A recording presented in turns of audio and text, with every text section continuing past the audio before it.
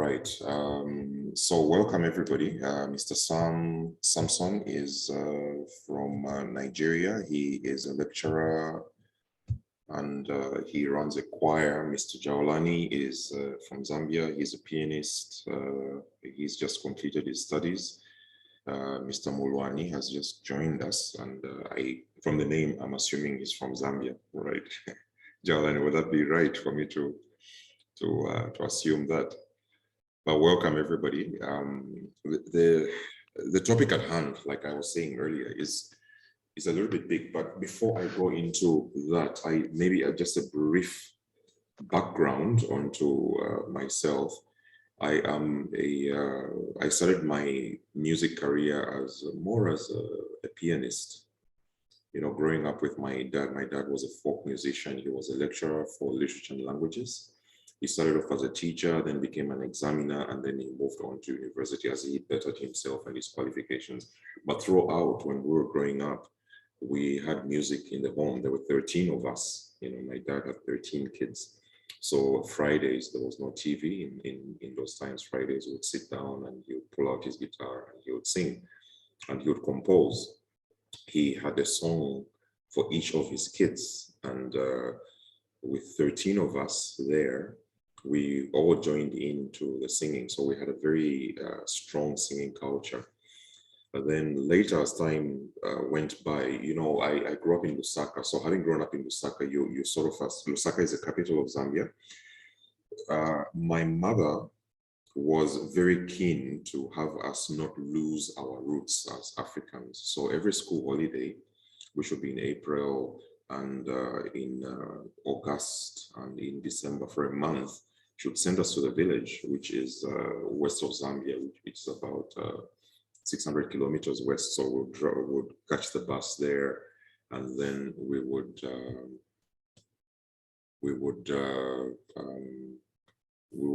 be exposed to so much music. You know, if you know, my tribe is the Lozi. Welcome, Mr. Alex. My tribe is the Lozi, and we have quite a variety of instruments. We have the marimba, or the xylophones. We call them silimba. We have the thumb piano, what they call in Zimbabwe the mbira. We call it kangombio, and of course all sorts of percussion instruments. So our music was it's very rich, you know, with rhythms and with lots of singing and the harmonies. Because also having been to the church, you know how in the church you have music which is in works more with thirds and sixths. I wanted to say, cannot find the note pad again. Well, come and do your solo before we start. Sorry. Right. Okay. I've muted Mr. Alex. Yeah. So our music has had a lot of fourths and parallel fourths and so on, and it was a very big contrast to the music I had heard in the church, because in the church you have thirds and sixths. Okay, that's a difficult word to pronounce. Sixth. So there was a vast contrast, and there was a very different feeling that I had. We also had thirds because we still had some influence from the church with the thirds and so on. But primarily it was fourths and fifths that our music was in. Like there's a piece.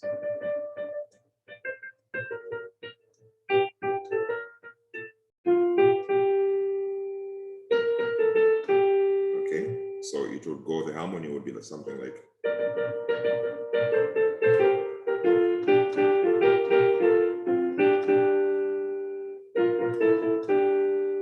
That's the kind of harmony that we had, and it baffled me. And I was like, okay, why is this so different? I think that is what encouraged me to really start to. And I think I was about 11.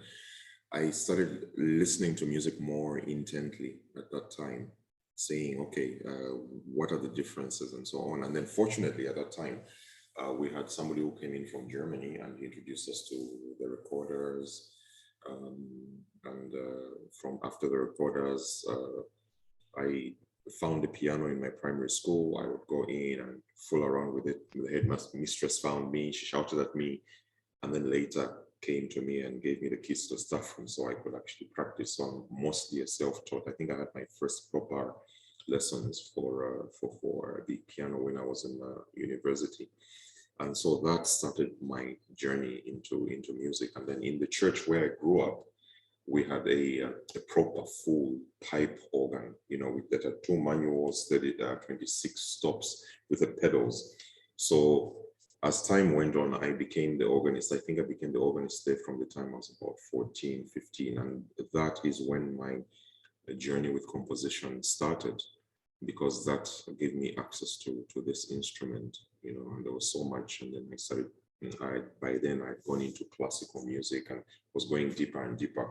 So that is my background with in relation to music. I have a very African heritage, every African upbringing, and then linked to that is this Western culture. So I was telling Samson earlier that I had a lecturer, his name was Mekinzewi, who I met, and we actually formed the Pan-African Society for Music Education together at that meeting in 1998.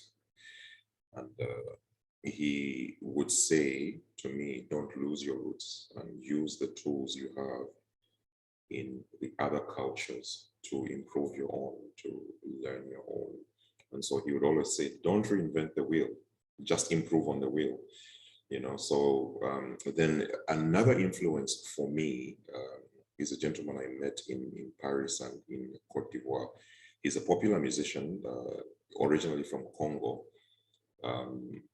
He's now French citizen, but his name is Lokwa Kanza. Lokwa Kanza is, his music is totally amazing if you listen to it. And he is the one who says to me, what makes you think that African music should not develop? Why should we keep it as raw or however it is, right? Yes, there is. So he classified and said, you have African music that is folk music. Leave the folk, let the folk music inspire you. But you can go on and create your own genres, your own styles, and your own harmonies by studying what you have and looking at what you have. And then the world as it is very global. So you have a lot of mixes, you know, with music. So there was a project that we did back in 2004 where we mixed our Zambian folk with some classical music and African instruments, and we brought everything together in such a beautiful way. In this work, it's called Onani. I will share a link to it. Let me see if I can do that now. Some of the music that's on SoundCloud. Maybe I can just sample something. Let me quickly go to SoundCloud now, and then I can share. I can just have you listen to one particular piece of music, the one that I was playing just now. It's a very interesting story that goes with this song that I was playing. It's you know, in Africa we have these traditional ceremonies, like rites of passage. Let me call it that.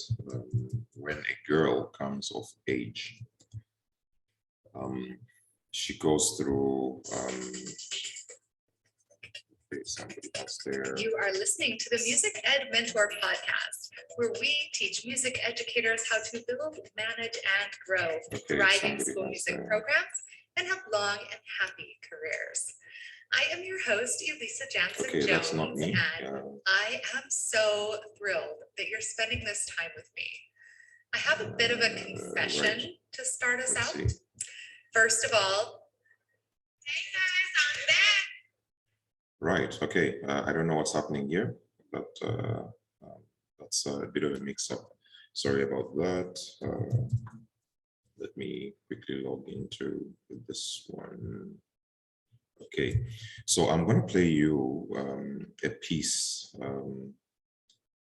that is called Wuchwala, right? Wuchwala means alcohol. So we're talking about like when a girl comes of age, they take them into the house, they teach them everything that they need to know. And then when they're brought out of the house, there's all this ceremony that takes place.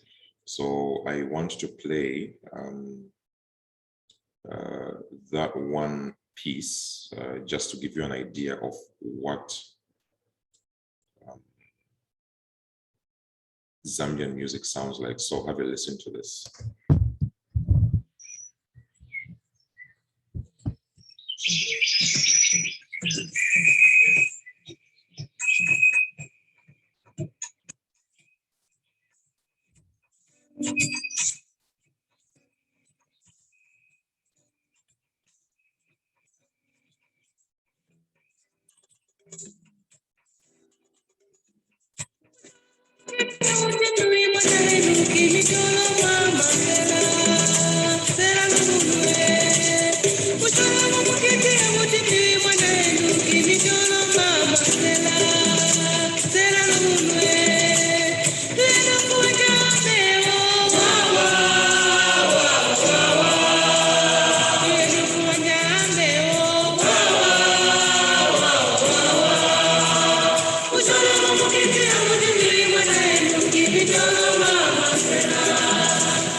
Okay, that's just a small extract of the particular one that I was talking about earlier. I'll play another one, which is now more of a mix between classical instruments, I should say, and then African melodies. And then if you notice that in this particular piece, the singing is very raw, it's very African. It was intentional, you know, the idea was not to polish the voices because it was folk music. So have a listen to this one.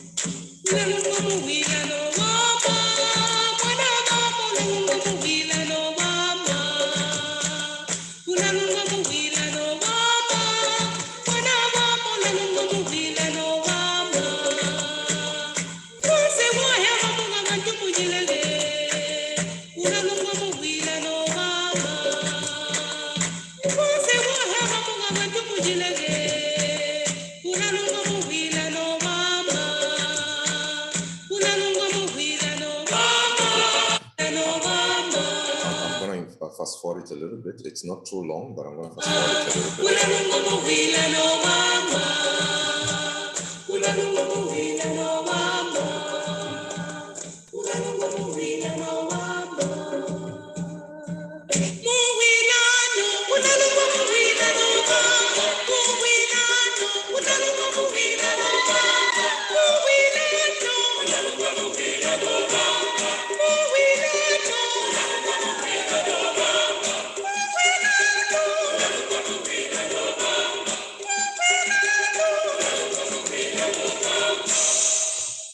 And that ends up that particular piece. So let me come back to the stage. Yeah. So in this piece, the first piece, it was kind of raw, you know, it was traditional. You had a bit of this, so that was the idea, to get it as it is. And this other one is more 4-part harmony, and 4-part harmonies is not very something that's very common in Africa. You have 3-part harmony, more common than the 4-part harmony. 4-part harmony came more with the West. So usually you have 3 parts. You have a soprano, an alto, and a tenor. The alto and the bass usually sing the same thing, right? But the idea with the second piece that we played was to bring the music into development to take it from the raw, right? The rawness of the traditional folk music and to inject it with something new, some innovation, because it's almost like when I look at fashion, right? We have what we call the chitenge in Zambia, the chitenge, right? This is the, I don't know what you call it in other places, the kanga in Tanzania and so on in Congo. During Mabutu Seseko's time in Zaire, you had the chitenge and the band or Western music or Western dress, and what happened? We developed fashion sense. So when you go to Congo or when you go to Nigeria, for example, very flamboyant colors, very traditional, the material. But we don't only wear the long flowing ones. We've made jackets, we've made shirts, all sorts of things that we do with it. So that is us developing our music. That is us developing what we have, adapting it, not reinventing the wheel, but more improving on the wheel, pimping the wheel, so to speak, right? So in that piece, that's the addition. It keeps going up, right?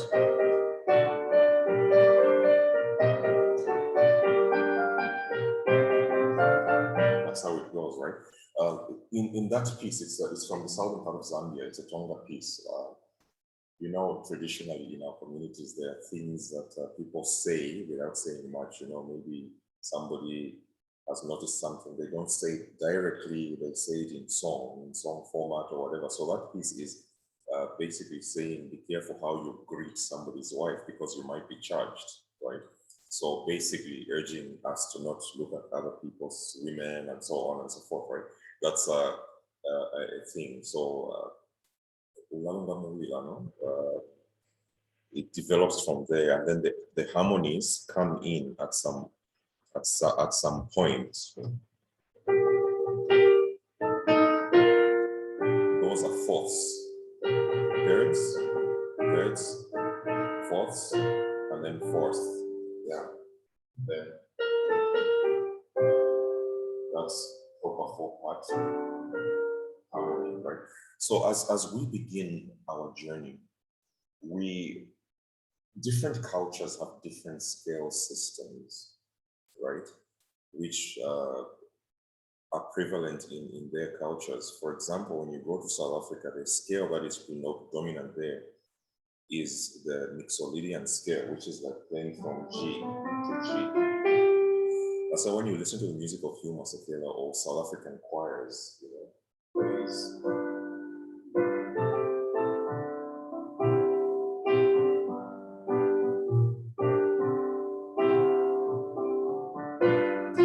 that note, that's part of the Mixolydian scale.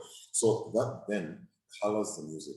The people who are used to hearing that sound will be familiar with it, and they will associate with it. They'll say, "Oh, that's part of our music." Just like when I was young, and when I was 11 years old, I was exposed to this music that is in fourths. It struck a chord within me, and I was like, "Okay, this sounds so good."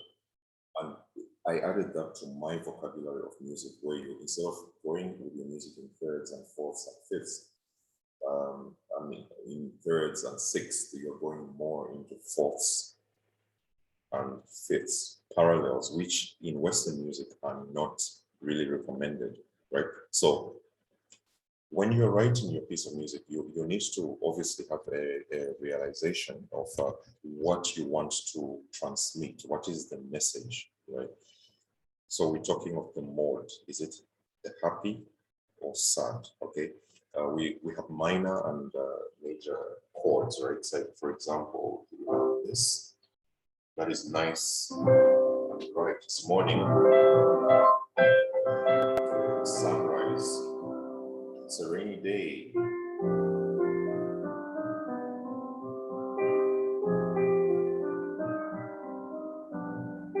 I'm sad. It gives that feeling. So you need to know what you're working with. Although minor keys and major keys do not necessarily denote sadness. Like for example, when some of my students are doing a research on traditions, And while in most parts of the world, black is a color of mourning in Indonesia, red is a color of mourning in Malaysia, white is a color of mourning. So you have to be culturally sensitive to what the norms in that society are. So when you study ethnomusicology, you need to have those pieces of information or that knowledge available to you. Now, having said that, most of what I'm going to talk about today is going to be around focus out. Okay, and it's back. I've got a bad hole connecting to my microphone. Yeah. Okay, so I'm going to base it around mostly classical music, right? Western music, because it's easier, the tools are already here. So what I've done is I'm going to work this out. I'm going to try and actually create a melody. And I'm going to show you how one of the ways in which you can do it. Of course, sometimes you have a tune in your head. You go to the piano or you pick up your flute, and you just automatically you have a tune that's playing in your head, right? Not everybody is gifted like that. Like Beethoven the Great was not as gifted as Mozart.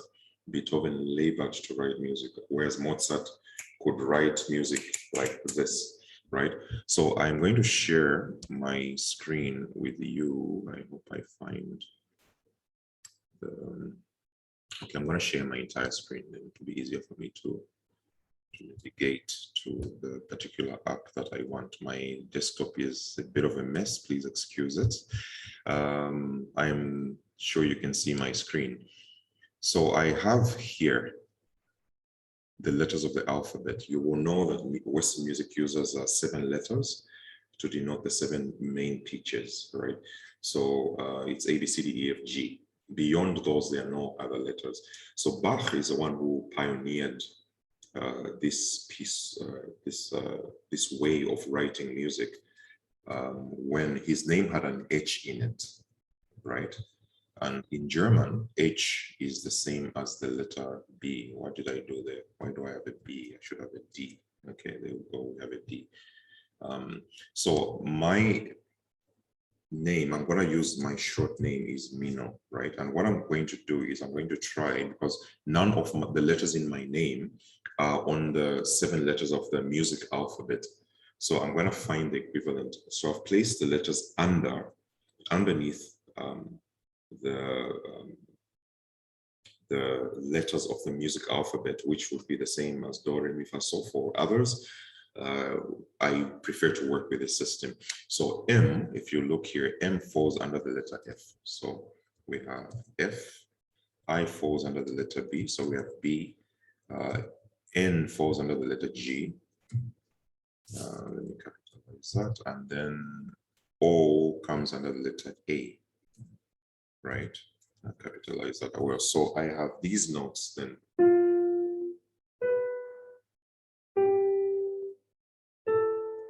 Okay, those are my notes, the 4 notes. So what can I do with this? I can change things up a little bit.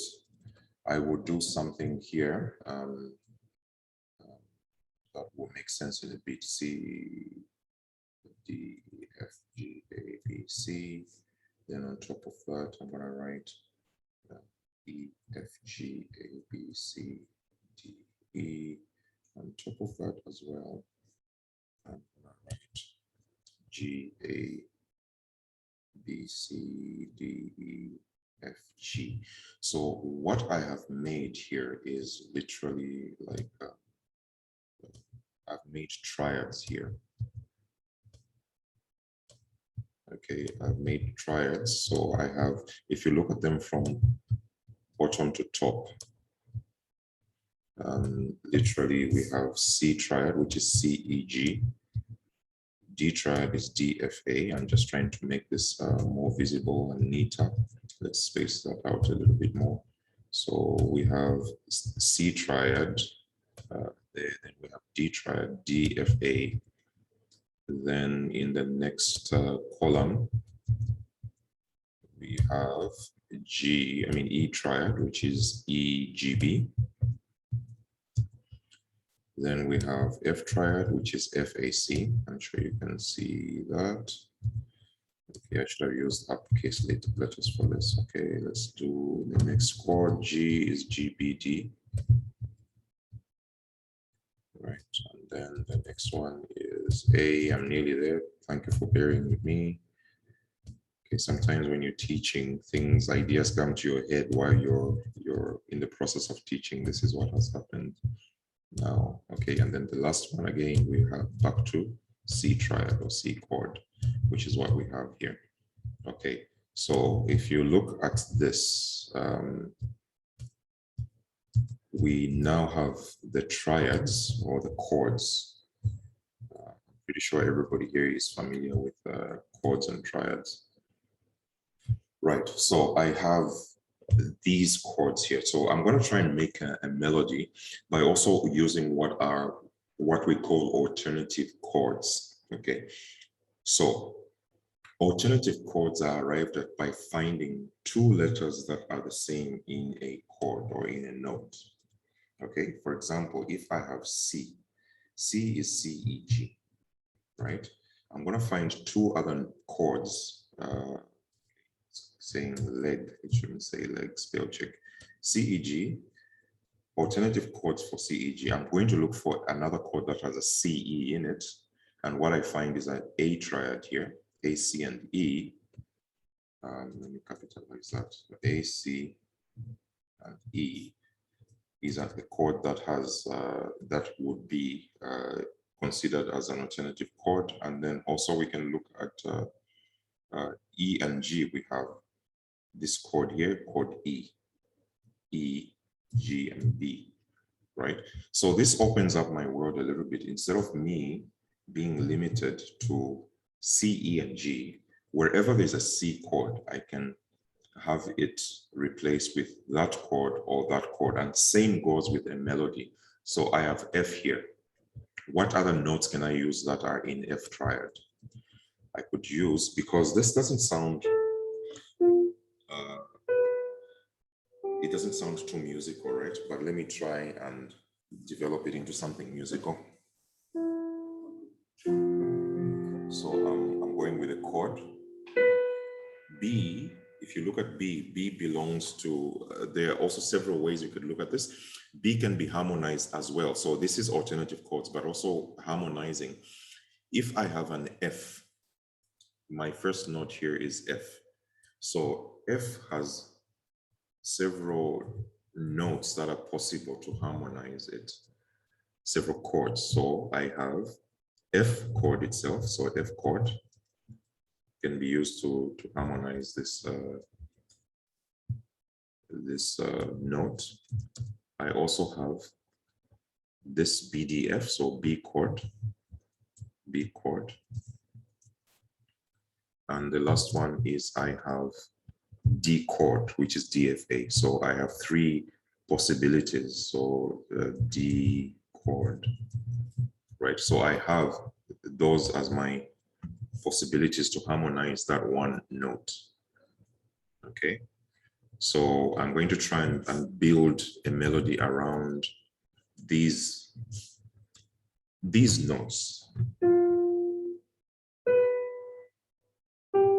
Okay, I'm going to make them 4 counts each, so it gives me more time to work on the notes. So it's an F, right? So F chord, G chord, then E minor chord, then back to F.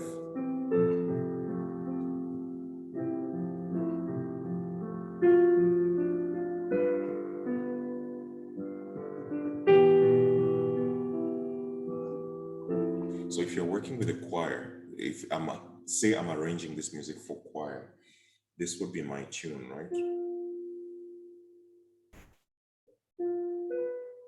That would be my tune, right? Then I'm going to add an alto.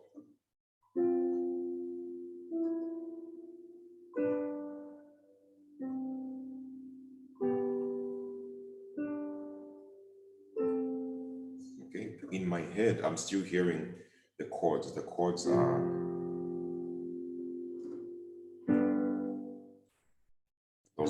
chords. So I'm going to play that.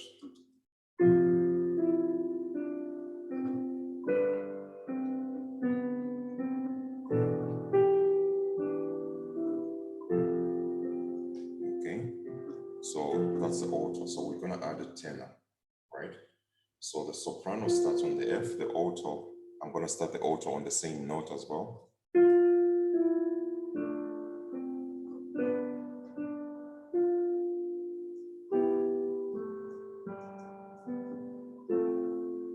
Okay, then the bass is going to be easy because it's just going to play the chords.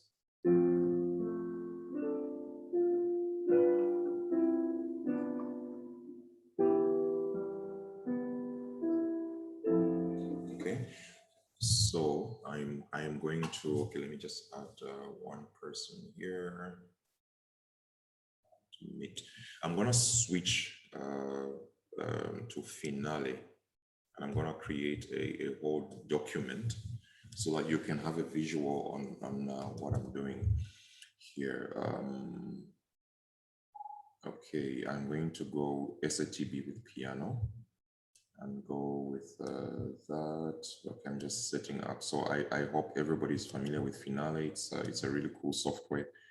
I somehow got introduced to Finale first, and then Sibelius later. My preference somehow is just for Finale. F B G A. That's what we're gonna call it. Okay. Let's leave a key signature in that. Let's leave the time signature in C as well, and then let's just create. Okay, there we go. There is our document. So I'm gonna go full screen on this once it's created. Okay, there we go. Right. Okay, I'm pretty sure everybody can see this. Okay, so I have, you won't see it, but maybe you can see it using this other camera. So I've got that set up there. I have here a MIDI keyboard, you know, a MIDI, what do you call that? Anyway, it's a MIDI keyboard. And the MIDI keyboard just allows me to play and enter the notes. So it's a bit of a quicker way. So, okay, that's a soprano. I just entered there. You probably won't be able to hear it, but later we'll fix that. It's how my thing is configured. So let me add a piano part, and what I'm doing with the piano part is I'm mindful that my chords are F, G, E minor, and back to F. Then later I'll add something to it. So I'm going to add a piano part, just a simple accompaniment, right? Okay.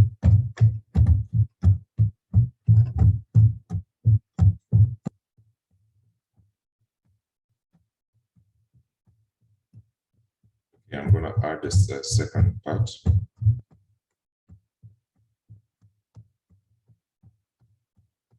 It's the 8th bar. Okay, right. Then I'm going to add just a simple bass line for simplicity. F, G, E, then A minor, because I'm going to change that last chord. Remember, we have an F chord, and an F chord has an A minor chord as an alternative chord. Okay, so those that's what you have there. Let me see if I can play this back. I'm going to move my microphone to closer to the finale. Hopefully you'll be able to hear it, what I've done.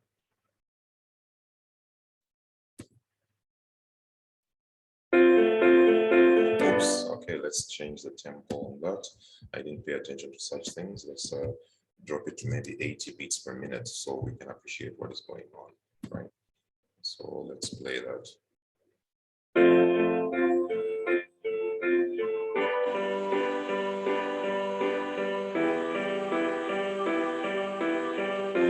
Okay, so I'm going to do something very quickly, which is, okay, I can do it later. the sounds are not going to be very clear, but I can do that later. Will this allow me?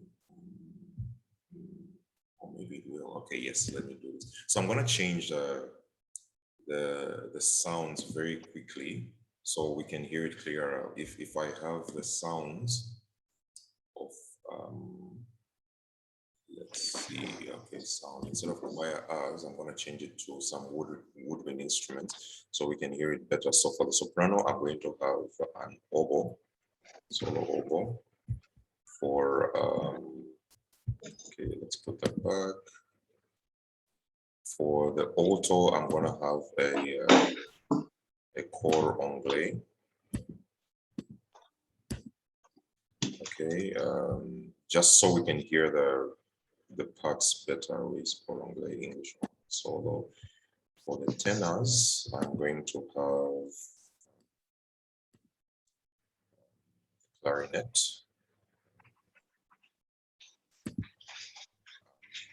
Then for the bass, I'm going to have the bassoon, obviously.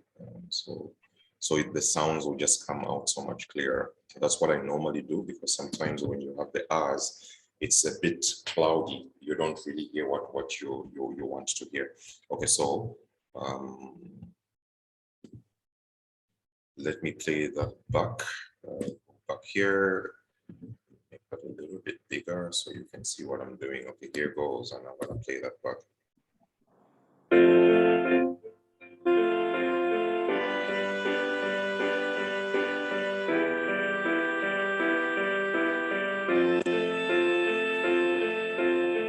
Okay, and then the chords repeat themselves.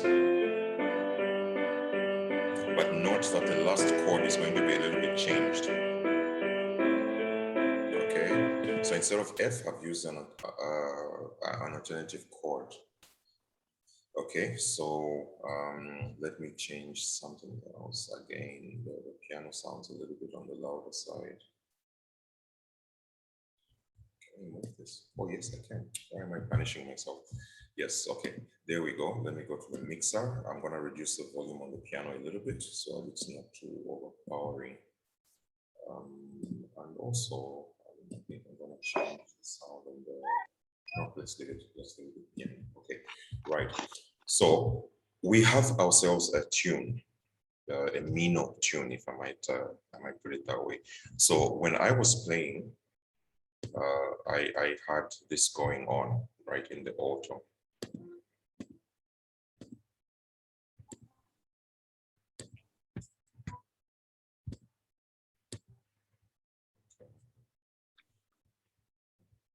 There.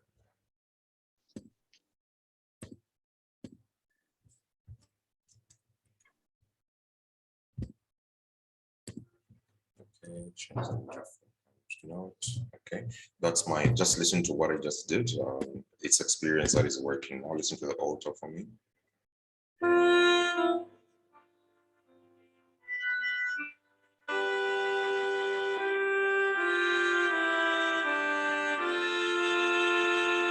Okay, so now I'm going to add the tenor. I'm bearing in mind that in this first bar, I have the chord of F. So F has 3 notes, F, A, and C. So the alto is moving. I want the tenor to move, but not as much as the alto.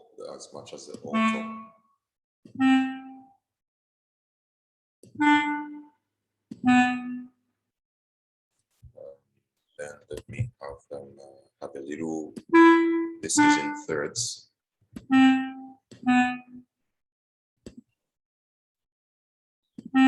Okay, I'm gonna play that tenor for you.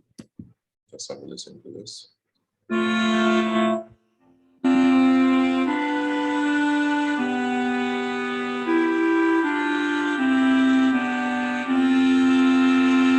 Okay, then I'm gonna add the bass. Now the bass is I could simply do something very easy. I could easily go F, G, because those are the chord notes, right?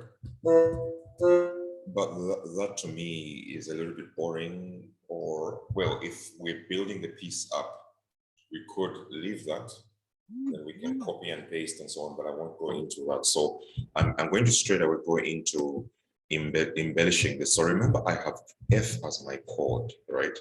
Because F is my chord, I can play around with this.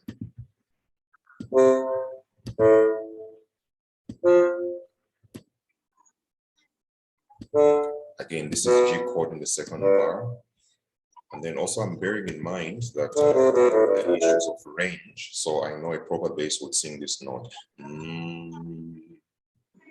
Again, this is E minor chord. So I'm playing the notes in that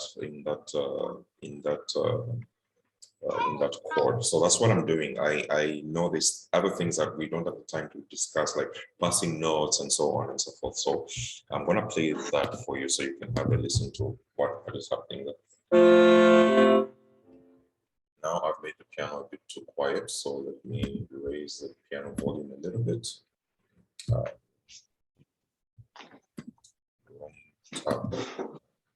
Mixer and raise the piano a little bit. Okay, and then let's play that.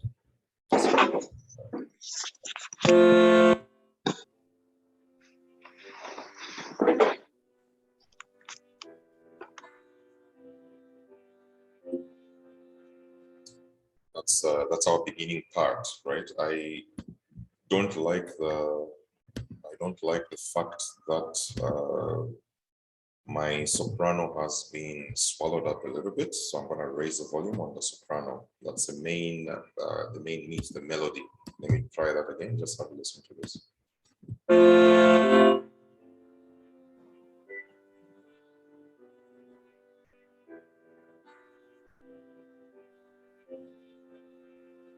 Okay, my piano is still not present. I don't know what I did. Did I even increase the volume on the piano? I did. Let's increase it a little bit more. Let's keep that open so we can play around with it.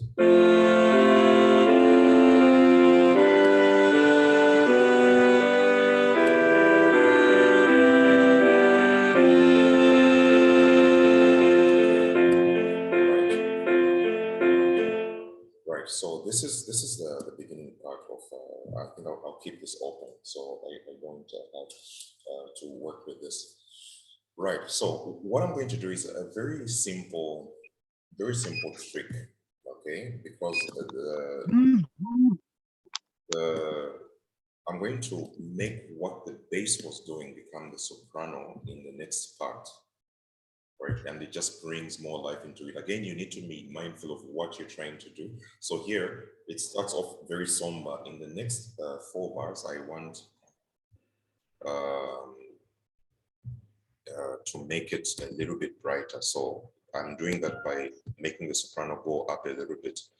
And then to give prominence to the sopranos, I will make the tenor go in thirds with the soprano. Thirds and fourths, it depends, okay? Okay, I'm searching for notes in my head. Okay, bearing,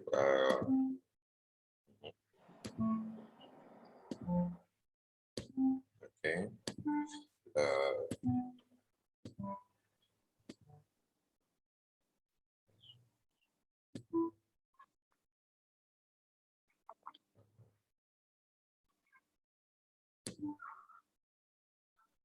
I'm changing the notes up a little bit here and there. So we have more interesting thing. I'm going to change the auto up a little bit as well and make it have an interesting melody so that we have a little bit of polyphony going on. And I'm challenging the autos by giving them something that is out of their range a little bit, or not out of their comfort zone.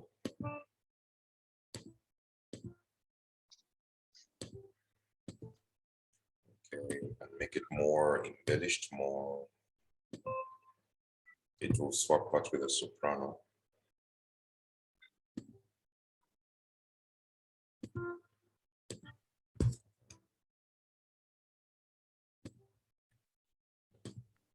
Let's have the auto go up to that note, and then the bass I'm going to have it play running notes. Again, this is experience that is at work. I know what to do because I know what chord I'm working with.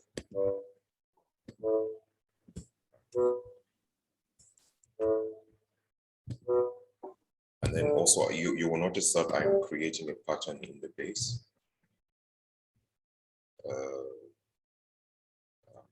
me go to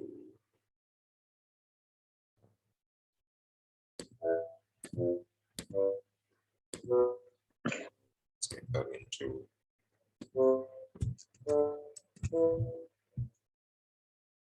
right now. I forgot that the last chord in the first set, you know how the music is arranged in 4 bars, right? So the bars, the chords literally superimpose over each other, except for these last bars. In the first set, I have the first chord as an F. In the second set, I have the chord as an A minor. So if you look at these chords, I need to then change that into an A minor chord. Like that. Okay, so let's just play that second part and have a listen to what that sounds like. Here we go.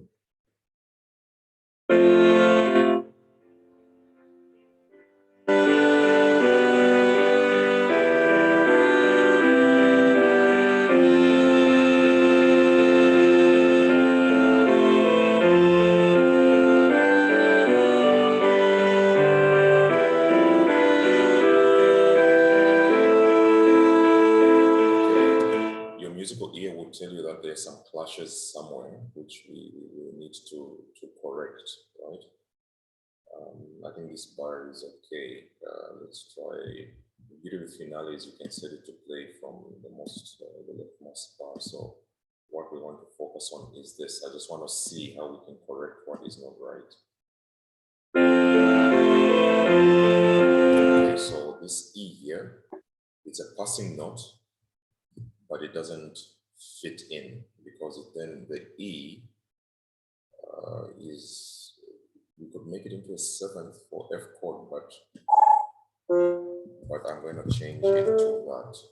Okay. Let's see how that changes. Okay, also the alto here. That is a B, which does not belong to the F chord. So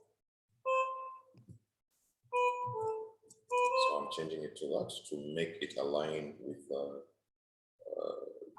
chord in that bar, which is an F chord, which should be FAC. So let me play that again.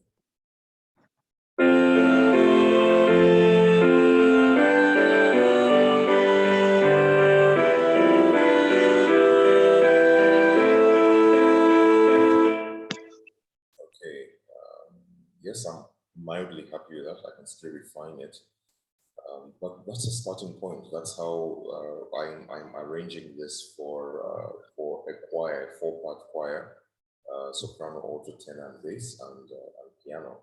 So that's what I can do. So then I can then, having this as my material then allows me to work differently with it, right? So I could now arrange it into some kind of musical idea. So what I'm going to do is I'm going to copy and paste this, okay? That's the beauty with working with finale. I'm just gonna copy and paste that there and then leave that there. But what I'm gonna do with this part is I'm going to use notes of less value so that we don't have it intensify immediately. Okay, actually we can leave. Let's see. Wait, yeah. No, let me copy this into this part, then that will be it intensifying. Then what I'm doing is I'm going to empty these bars out, right? Let me give that, I like the look of that, but let me give that to the alto instead. Right. So at the tenor, I'm going to give lower notes than that.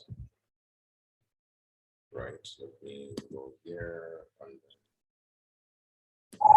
Okay,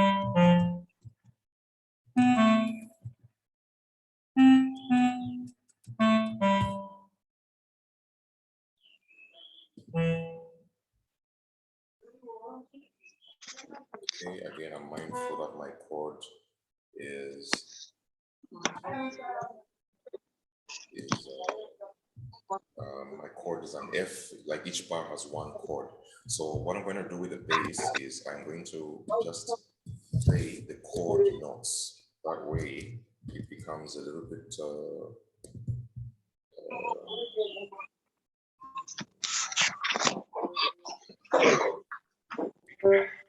okay, let me embellish it a little bit because I'm mindful that the tenor is in the same range. Like if you look at that note in the tenor, they start on the same note with the bass. It's a full chord. I have F, A, I need a C. So maybe let me change the soprano note to F. Okay, let me change. See, again, the options I have, this is F, A, and C. Those are the three options I have for the tune. So instead of having the soprano to play the chord note, I'm just gonna have them play that the tune. Let me play that for you, the solo part, and then you can hear only the soprano, maybe soprano and piano, so that it gives us a little bit of context.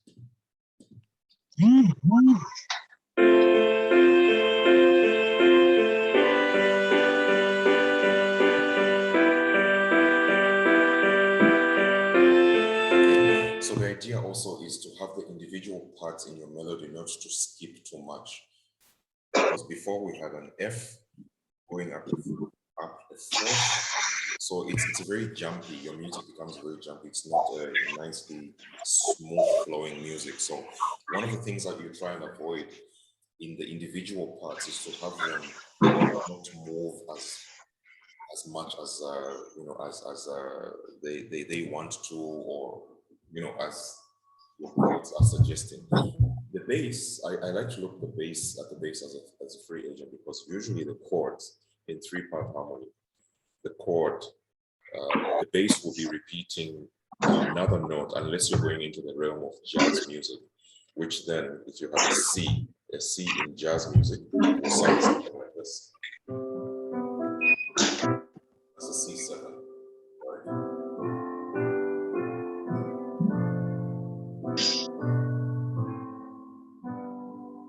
So it depends on what you're doing, what you're trying to do. So what I'm trying to do is to have my parts move a little bit smoothly. Then there is an issue of articulation, and that is what I'm going to do here. I am going to add slurs in the alto and tenor, okay, just to make them more smooth. Also bearing in mind that this is a 4-count note, and if we have one word, then these will have to be slurred. Okay, and then let me break these up.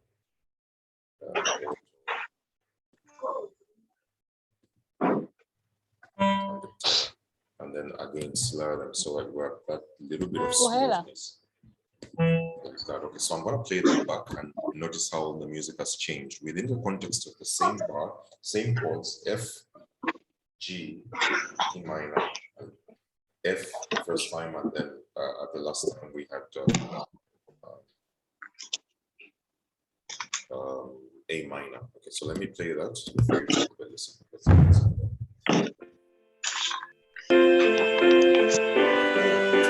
I beg your pardon. I muted the parts, so it should make more solos. Okay, solos and parts. So I'll listen to this.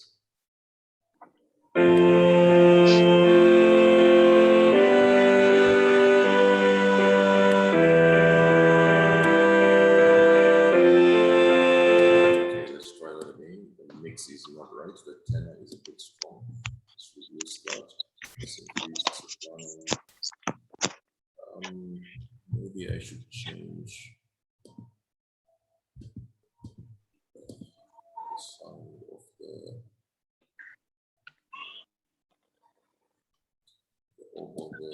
not doing the things for me. Let me try a flute solo. Let's see if that will improve.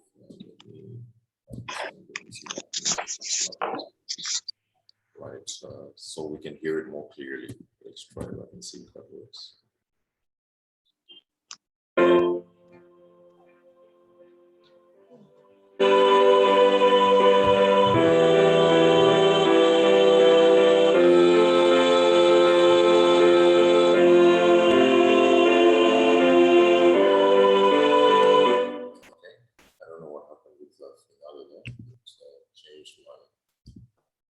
To something else. So it went back to us. Okay, let's try that again. It's not using a flute. Okay, these are technicalities of the software.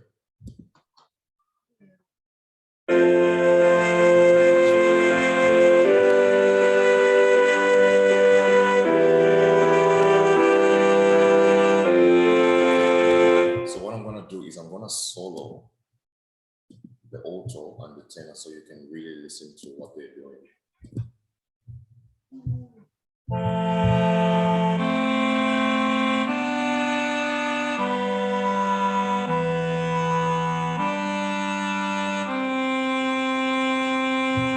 Okay, so they're doing the same note.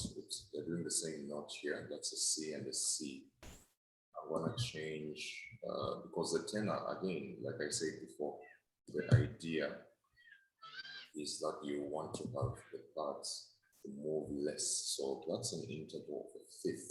So let's move the tenor up like that. Okay. Let's try that again. Yes, have a listen. Now let it play through to the end.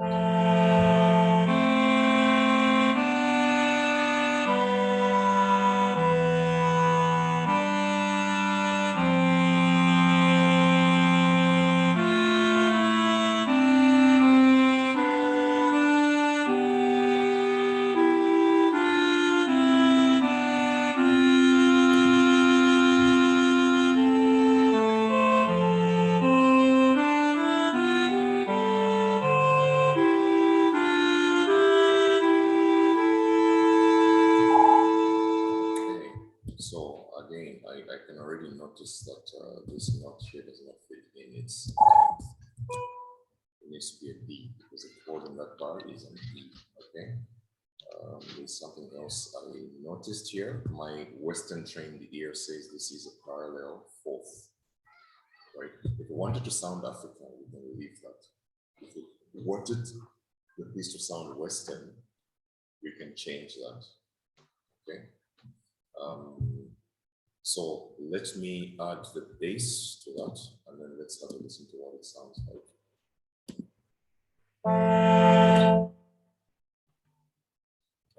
This is Soprano. I just have it. Okay, let me leave out the piano. Let's have a listen to this.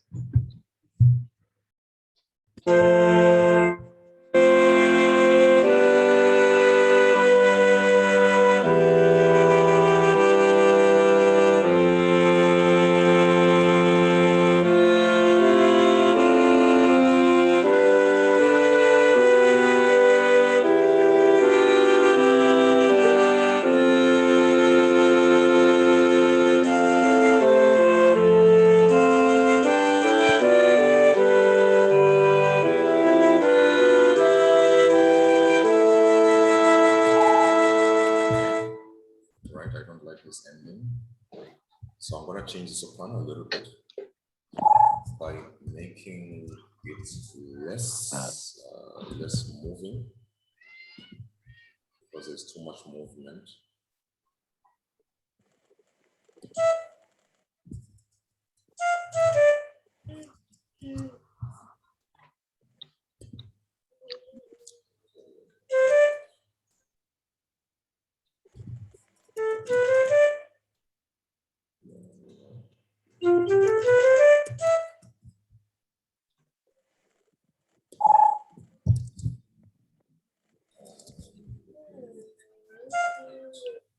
Yes.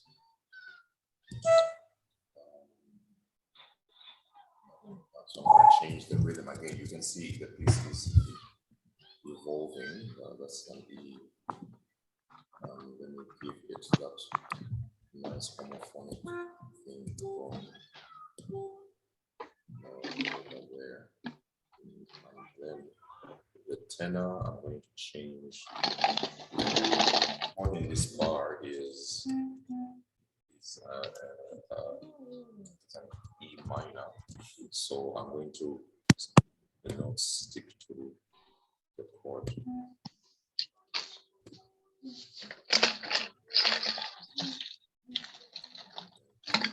Do the third in the chord because the chord is the one that defines. Let's leave the bass where it is. Okay, let's have a listen to how that sounds. A small change that I've made. I'm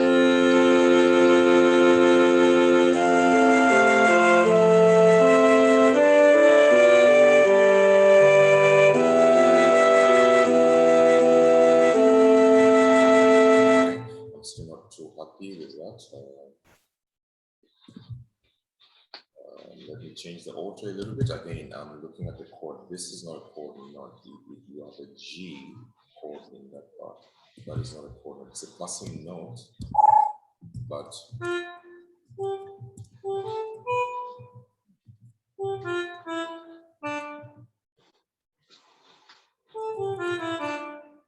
okay, yeah, I'm having those. Move that there. Then I'm making this a little bit less moving so that it plays a more supportive role. That's the root. Okay, let's do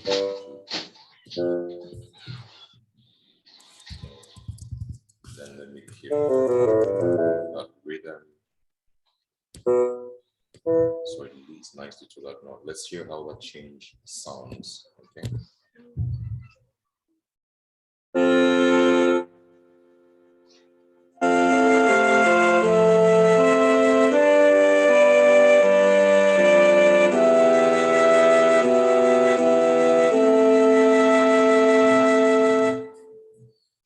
Very good. Okay, let's play from the beginning and have a listen to how that will actually sound for us. Let me move that out of the way. I'll do it without the piano part for now, so we can really appreciate the parts.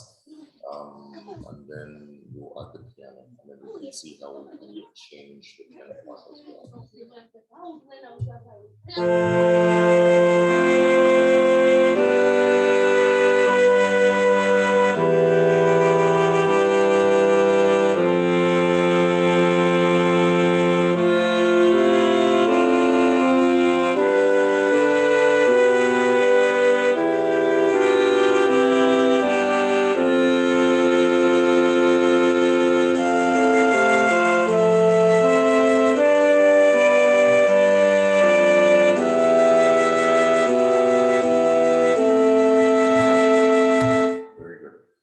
So we have our basis for a piece of music, right? What I'm going to do is I'm going to change the melody to make it the same as in the first bar. So I'm going to move this note here. Now I'm going to do something. You will appreciate what I'm doing, and I'll talk you through it as I go. By the way, am I moving too fast? Is everybody okay with is what I'm doing making sense? You may put your responses in the chat.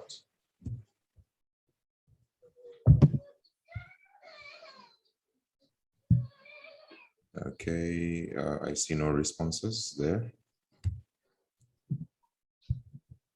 Okay, right, I've got this cool microphone here, but it's clearly not doing its job. Right, okay, great, awesome. Okay, very good, I like that. So I'm gonna talk you through what I am doing. You know what, let me move this microphone to the other side, then it won't pick the echo. Because because where I live in Sudan right now, the temperature outside is, let me unplug this.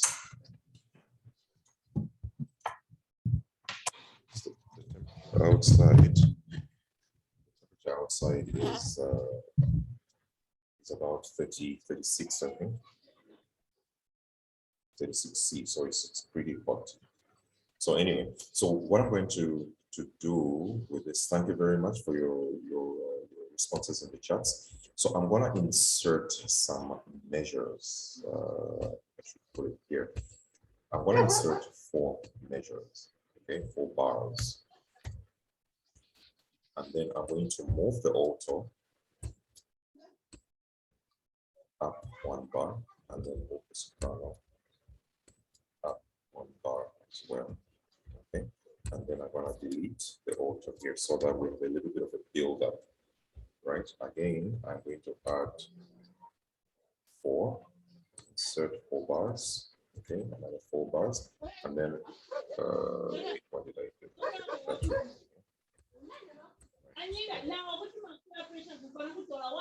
Then this I'm going to just quickly copy here. So right, yes. Okay, so in the 3rd time, then the tenor is going to join. Okay, let me cut that, paste that there. Then again, I'm going to do the same. I'm going to just add insert one place here, insert 4 bars.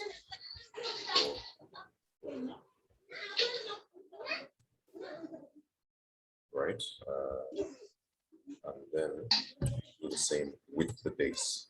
Okay, let me cut that, paste it there, and then again I'm going to do is cut those parts and paste them there. So let me give you an idea of what I was doing. Basically, what I am doing is I am making a build up in the fashion of Pachelbel's canon. I'm doing that. So just have a listen to this from the beginning. Oops, that's not from the beginning. Let's do it this way. Listen to this.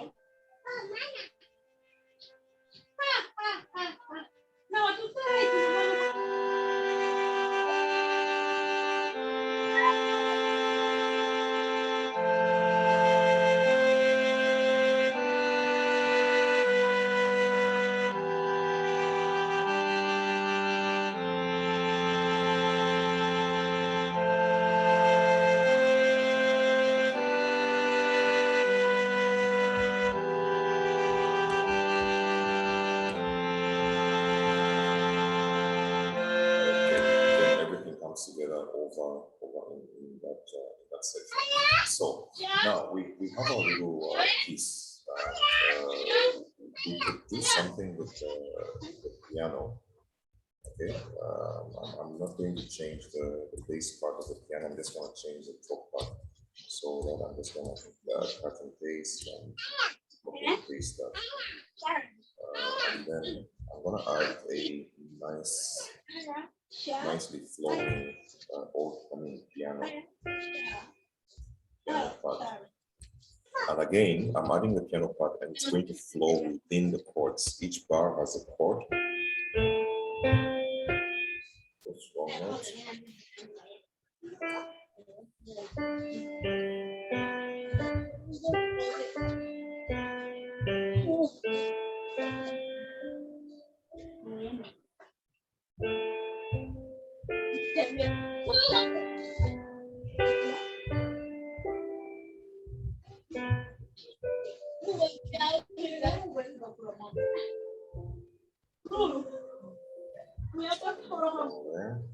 I know I missed something. Let me delete that everything because the chords are not the chords are not aligning. Okay, let me start that over. Okay.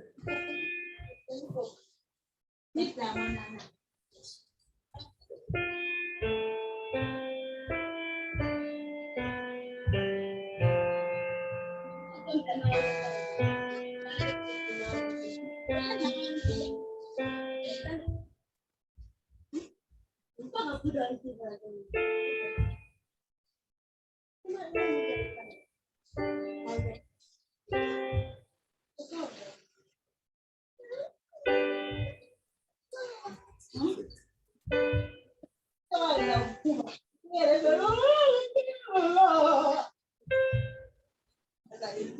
has their mic on, so can they mute?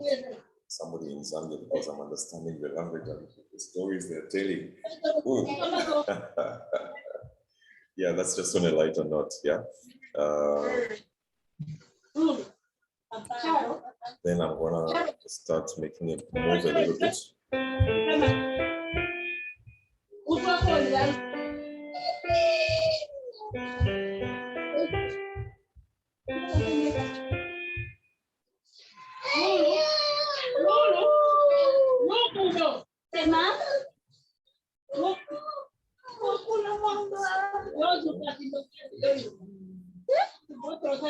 right, okay, I know what I was doing something wrong.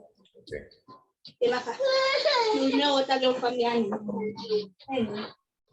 Okay, then this note here.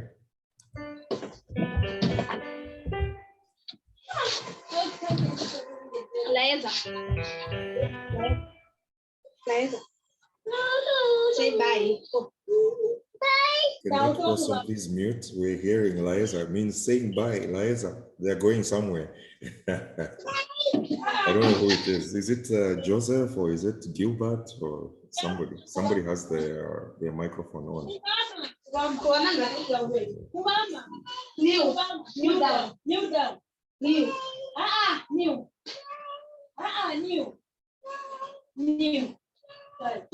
Okay, that's Zambia and respect for. Can I mute everybody? I think I can mute everybody. Okay, I'm gonna exit out of screen sharing so I can mute. I can tell who has the microphone on. Good night.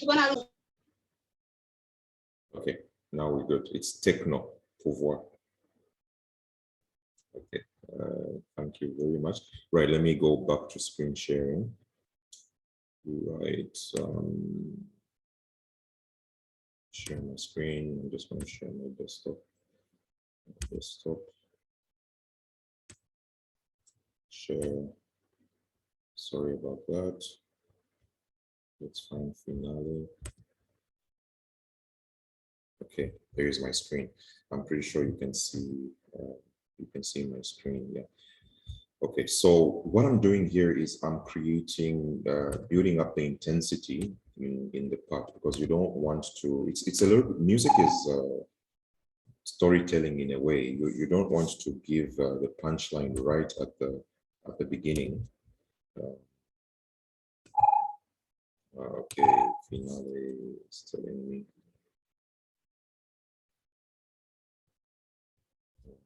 I'm doing something wrong.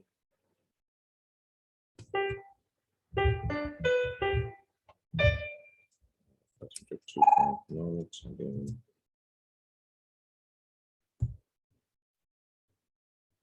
Then this next bar, have it coming down.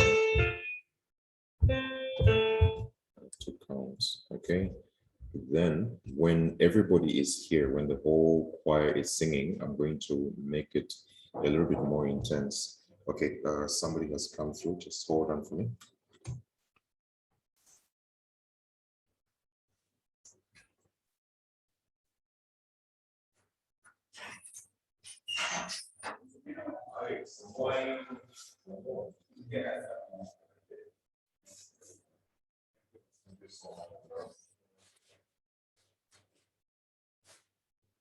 I'll see you later.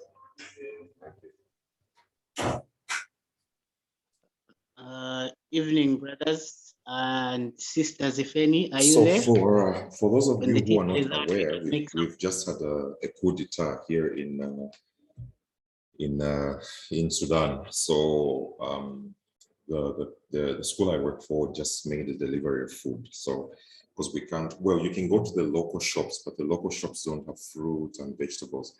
So the school graciously arranged for us to have like a full delivery, and that was a full delivery, so I couldn't just ignore it. If it was somebody else, I could have easily ignored them. Okay, so back to business. I'm going to intensify this by using the tempo of the piece is still the same. It's still a 1, 2, 3, 4. But what we're intensifying is the rhythms that we're using in this part. So I'm going to use eighth notes or quavers for this part.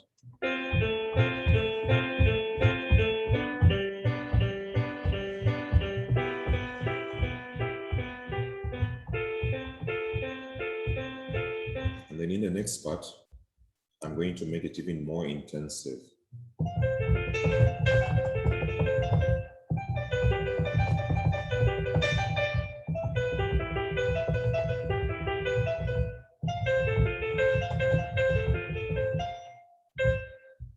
I hope that the notes fitted. Yes, they did. And then to make it even a little bit more intensive in the left hand, I'm going to have that as quarter notes or crotchets.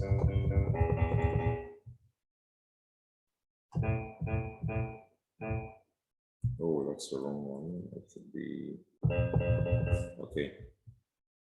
Then here, I'm going to have it as half notes or minions.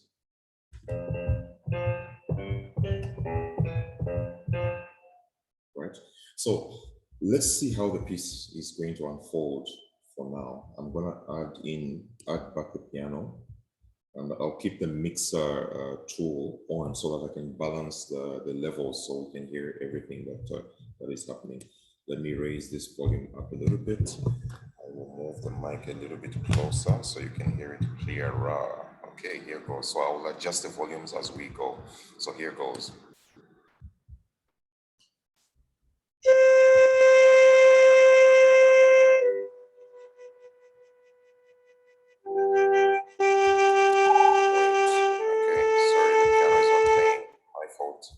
Let's start it again. Let's start the piano. Let's remove the solo. Okay, sorry about that. Let's go with this one now.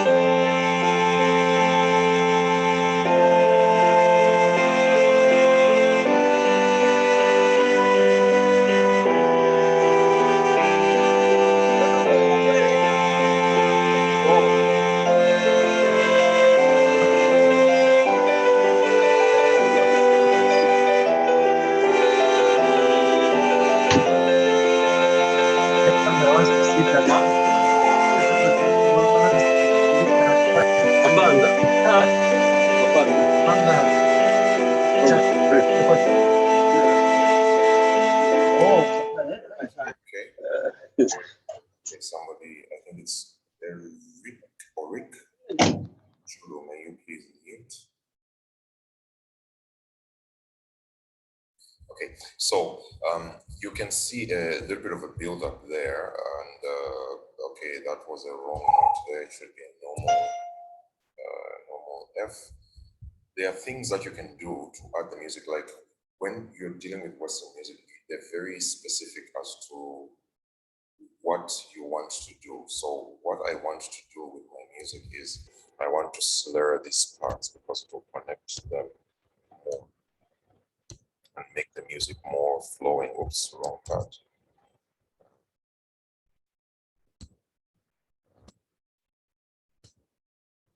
Like that, and then again I'll do the same with that.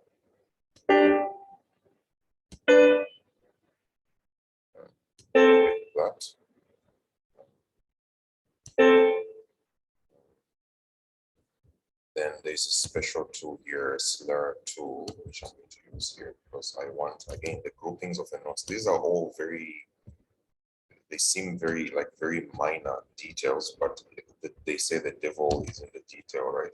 So these are the little details that I want, because I'm hearing certain things in my head that I want to come through, and I'm bringing them through by adding these slurs, right, to the music. And then I don't know where I'll find that tool, but there's a pedal tool. Yes, it's articulation. So let me go into this dialog box and find the pedal tool. I need the pedal.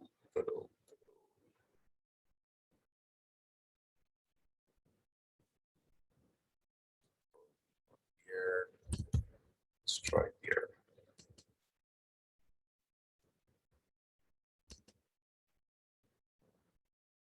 Let's express technique, and it's more technique. It's my pedal. Is there? Okay, I don't find it, but I was going to make the piano a little bit smoother, because it's right now it's very choppy. You know, it's very. I haven't used that tool in a bit of a while, so I'm struggling to find it here. Okay, maybe somebody knows Finale better than me. Usually I'll just Google it, and then I will find it. That's the beauty of having the internet. Right, okay, no worries. We can always fix it later. Maybe it's in the smart mapping here. Is it this one? No, it's not a better tool. It's maybe that one. It's not either. Okay, no worries. We can fix the music later. Okay, I have another delivery. I'll be back. Excuse me.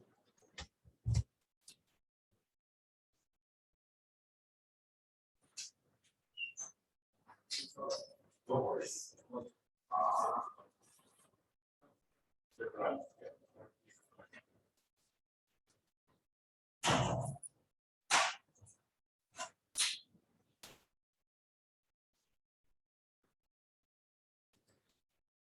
Okay, that was the last of the deliveries. I think we are good to go.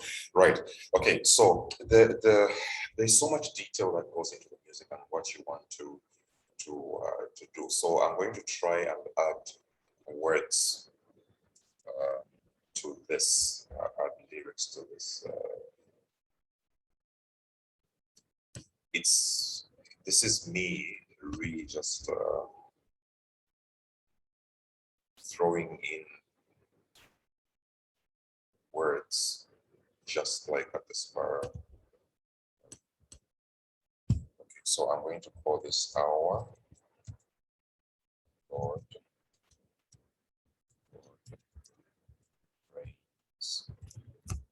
right. I'll show you why I was slurring this particular one. So here it says again word each hour, Lord, rains. Okay, so when I come there, because it's two notes to one syllable, that's why you need the slur. So hour,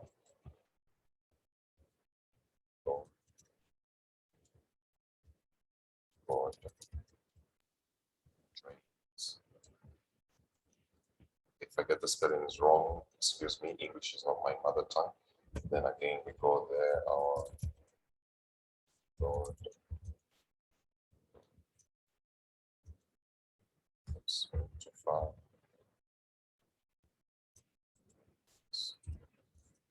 And then I would do the same for the other parts. That is our Lord. Okay, so I need a slur there in the bass. Slur the C. That's my right. So here, I'm just going to do it for the sake of clarity, so that everybody's on the same page. Again, there is our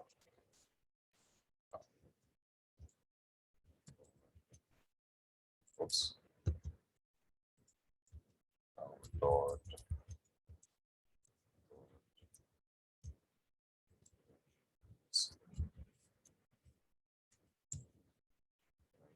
last one.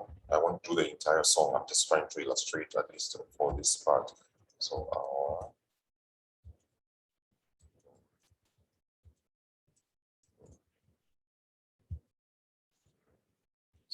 right. Okay. So and I will continue with that. So I would also have to group these notes differently and so on. So here I'll change the words for the alto. For example, the soprano will keep the same. The soprano would be our Lord, Lord. Right, but for the alto, I'm going to change it up a little bit. I'm going to say rains for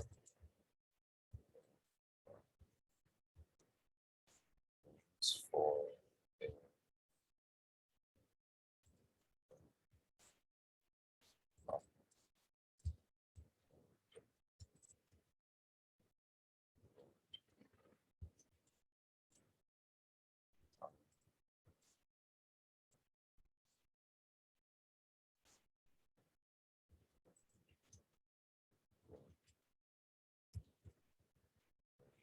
okay, I'm creating on the spur of the moment here, so that you see how intensive the music is going to get, right? So you have the alto, and the bass would also obviously have the same, because they have the same rhythm. They would also have the same words, same lyrics or words. Rains.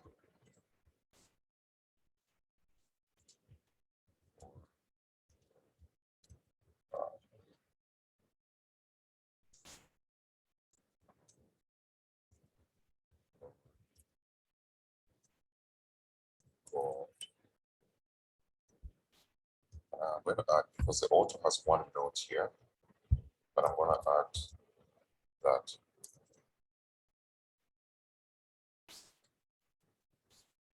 Rains.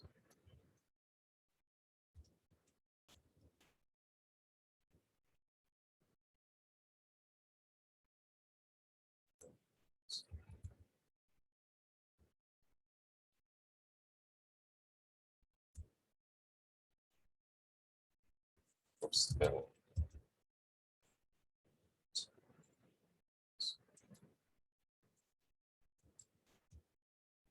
difficult to rains. Right. Then I'm going to add some tenor-ness. That is a wrong spelling there. But okay, we can leave that. We can correct it later. So here it's now half notes. So our Lord.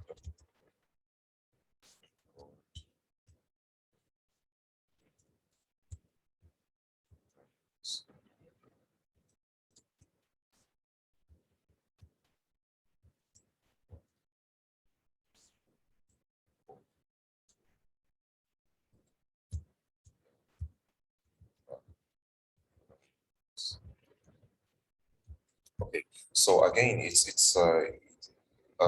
when you're writing music, you obviously have something that you have in mind. Like for me, what I have in mind is, okay, let me correct that spelling, otherwise it will bother me. Right. So for me, the idea with this piece of music is that it would build up in intensity as we proceed. So I'm taking it back at the beginning. It starts nice and light, and then it intensifies. Okay, and then at the end here, we have a different chord. So I'm gonna add just 4 bars to the ending of this piece, 22, 23, 24. Let's take it up to bar 28 and end it on bar 28. So I'm going to calm it down a little bit by adding this, and I'm just going to use one chord.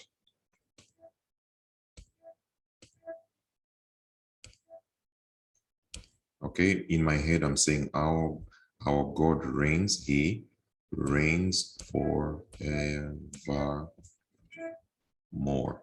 Okay, that is going to be the end of our little piece of music.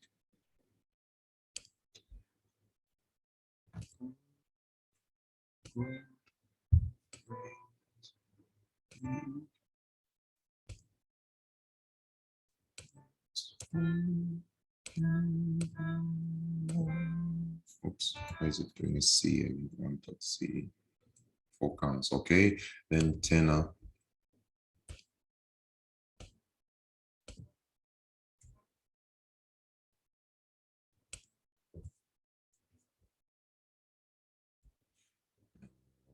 Single notes.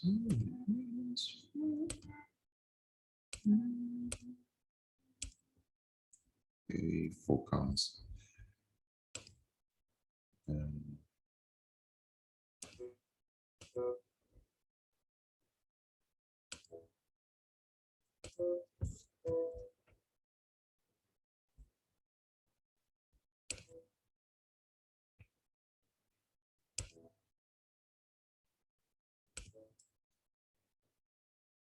Okay, and that is going to be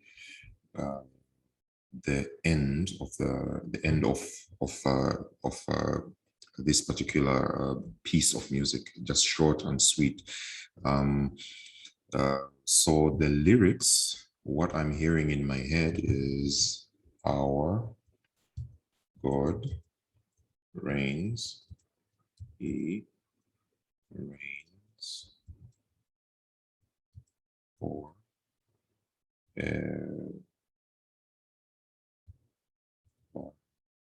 more. Okay, so everybody has the same part except for the bass. So I won't type those in for the sake of time. Then this is our. You can change up the words.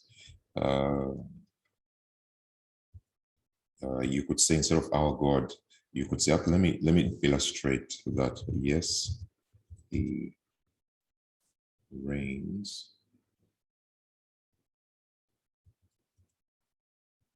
He reigns.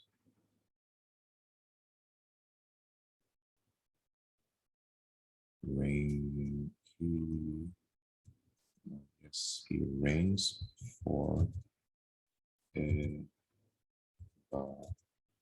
reigns. Okay, so again, okay, I'm going to change that up a little bit. You'll see what I'm doing here in a minute. So I'm illustrating how you can work with lyrics, with your words. So here, to create a little bit, it's calm, but there's a little bit of movement in it. In fact, I was going to add the piano part, but I think I won't add because I want that raw, that clean, voices only element. So here we then break it up to, oops, okay, I don't know what's happening there. God reigns.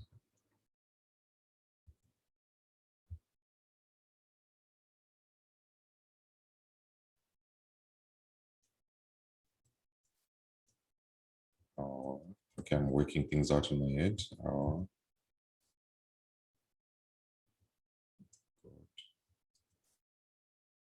reigns.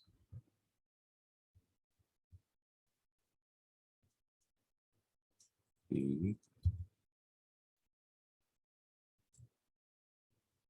or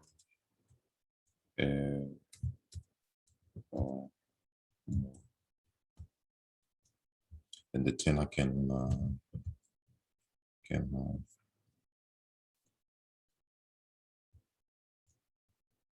yes, God reigns. Oops, software issues. Reigns.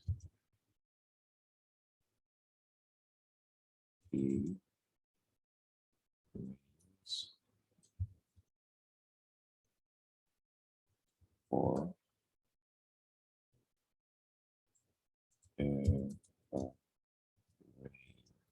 okay, so that we have some kind of unity between the male voices as opposed to the female voices. So I'm sure you can hear a choir. You have, it's like, you know, when you enter a meeting, right?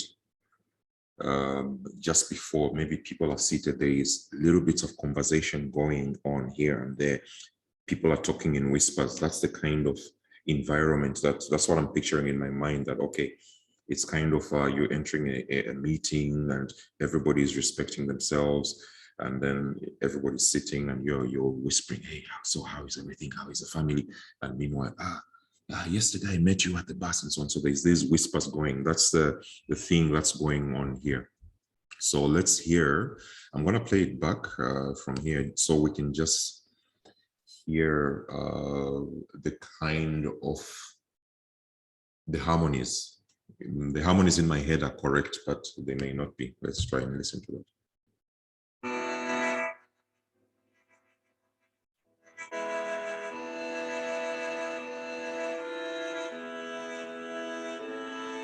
Okay, yeah, just that first chord.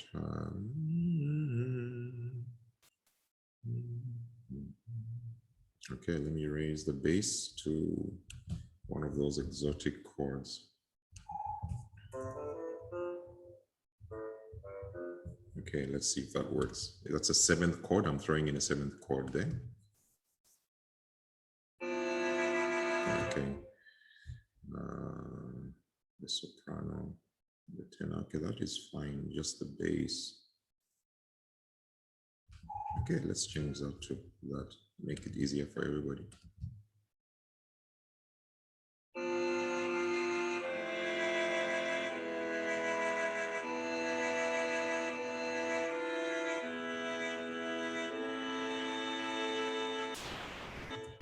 Okay, that would be the end of the piece, right? So this is a little bit of an arrangement. Then I'm just, because I'm a pianist and I don't want to sit through and just do nothing at the end. I'm just gonna add that final chord in there, right? Another thing that we need to do is add some dynamics. So I'm gonna add some dynamics, and let's listen to how Finale interprets these dynamics. Oops, I want this PP. Then this next part is gonna be P. Then the next part where the other part comes is going to be MP. Okay. And then, oh, I forgot to put that in the piano part as well. This is MF, right? This one will be MP, so that will be 6, I think. Yes, MP 6, right? Okay. This is a conversation that is going on in my head, so excuse me for sharing the noise in my head with you. Okay, it says my internet is unstable. Okay, let's make that PP. No, that's P. So PP. 9 will be. Actually, let's leave the piano. And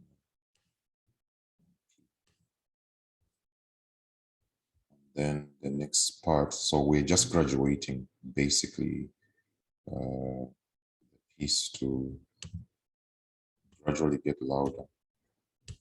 And then I'm gonna add what we call a hairpin, which is oops, I got the wrong one. Hairpin is that one. So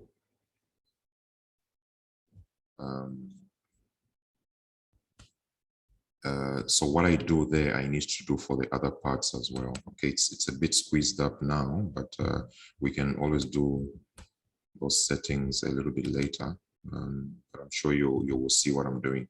So I'm building it up in terms of crescendos, and then I'm gonna have the dynamic on this note here. I want it to be F. FF, I think is number 4. Yes. Okay. Let's put it right on the notes there. Then die it down to a P here. And, yeah, let's leave it at MP. Let's go to P. P there. And P there. And then let's have another hairpin or a decrescendo coming from the word God, because we've mentioned the word God. We humble ourselves when we mention the name of our Lord God. Okay, and back to there. Okay, let's see what dynamic. Okay, here it says loud, so I'm going to have this go up to FF fortissimo. Oops, I haven't pressed this. Okay, FF, I think is number 3. So this is nice and majestic. Okay, I've skipped the lyrics, but we can figure out what to do with the lyrics. Then here, let's have this as PP. And then leading up to this PP on this part, we are going to have the decrescendo that leads up to PP from there. Let's see how finale interprets this. Okay, I'm not being very precise with this. It's not even looking very neat. Normally, I would like to align all these notes and, you know, like that. I would like to move it up and so on, but we don't have time for that luxury. And then let's listen to the dynamics. So I've just added some dynamics into it. Let's have a listen, because what you want is when you are then performing with your choir, you as a composer, you have something in mind, okay? What I have a picture of is here, we're coming into the presence of God. We humble ourselves, right? So we cannot come before. It's almost like when you enter a church or whatever. Normally people don't, especially in the traditional churches, they don't start with a loud prayer. You really humble yourself. It's like when you're in the presence of the king. Where I come from, we have a king. You cannot walk with your back towards the king. You have to walk backwards away from the king. So you have to kneel, you have to prostrate. I think that is the case across Africa. We're hearing somebody saying, making a child, Mr. Techno's child was being asked to say knee down and say goodbye. That's exactly what the impression is, the picture I'm trying to create. So we come before God, we humble ourselves, right? And as God accepts us, we become a little bit louder with our praise. We become a little bit louder with how we are doing what we're doing, but we are then mindful that, oh, yes, we celebrate you, God, and we praise you with our loud voices. And then at the end, we go down into whispers and we're whispering to each other, oh, God, he reigns, God, he reigns, oh, God reigns. So I'm going to play it with the added dynamics. I hope my microphone is not too good. Well, this time, okay. So I'm going to start it. Here goes.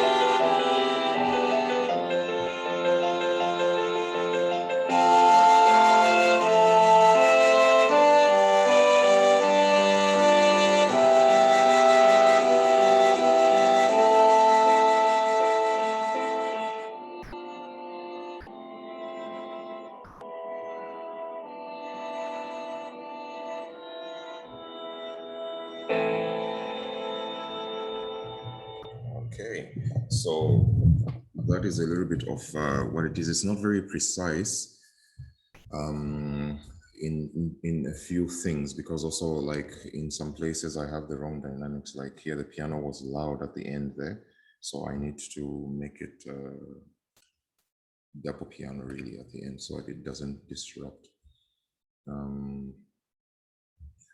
Where else? There was also another place where something was not right. I don't remember. But anyway, when you're cleaning up the music, you would then work to do all these things.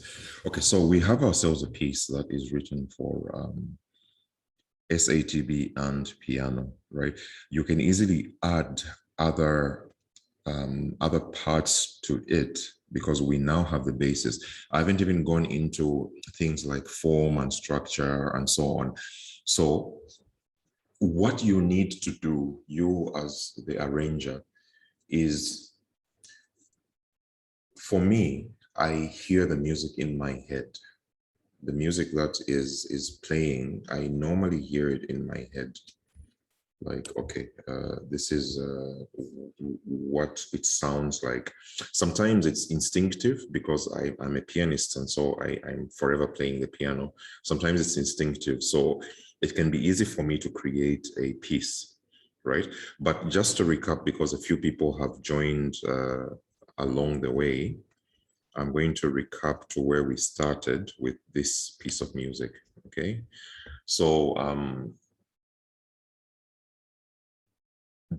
I started with how many ways there are to create a melody. So we started to create a melody based on my name. We started by talking about the music alphabet and how the piano. Is my camera still on? Okay, the other camera is off. Let me turn it on. Let's continue.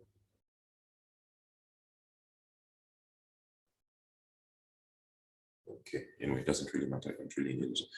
So you have the notes on the piano. There are 7 notes. That's A, B, C, D, E, F, G, C, D, and those are there on the piano. So those are the letters that are available to you. But you have more letters in the alphabet. So Bach is the one who came up with a system where you can figure out what the other letters would be. So we took my name, which is Mino, M-I-N-O. We have my name over here.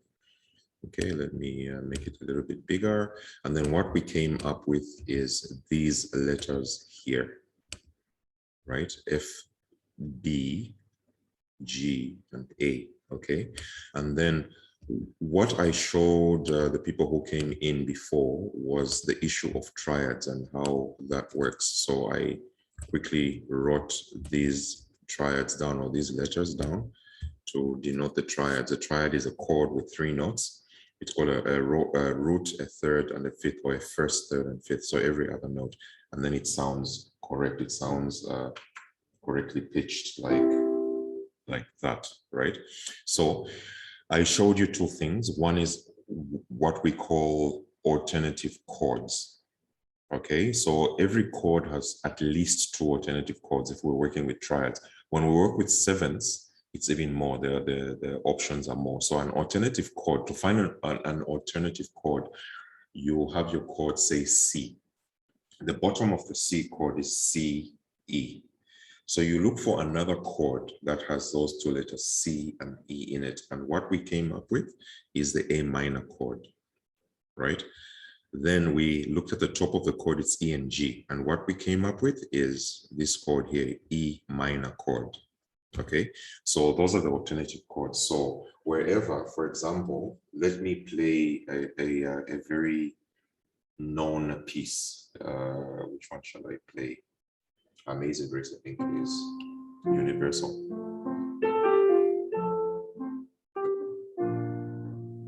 I'm playing it in F, right? So I'm playing chord 1, then B flat, then back to F.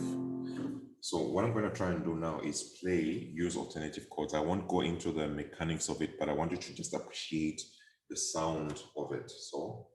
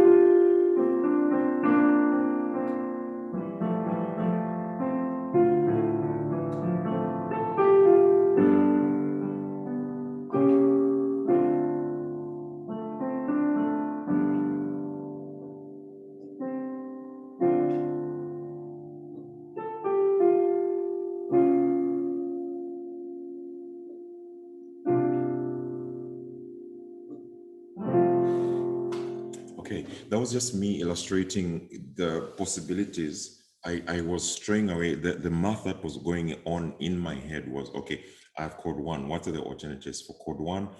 In this case, chord one is F. I had D. I also had, which other one do I have for D?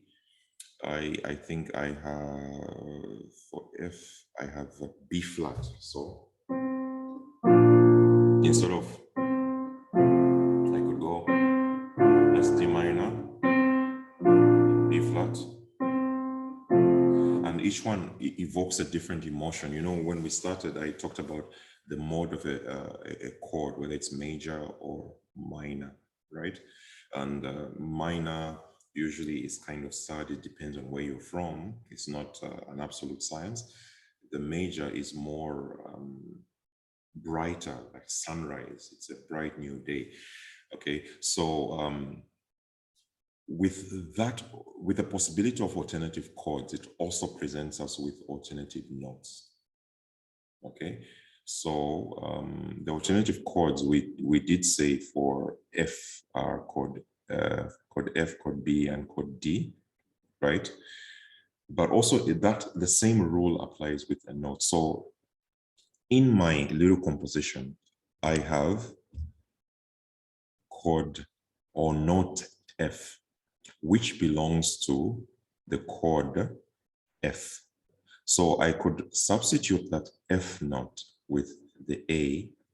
If you look at F chord here, I could substitute it with the F, the A, and the C, right? And I will transfer to the piece, and I'll change the soprano so that you can really appreciate what the possibilities are.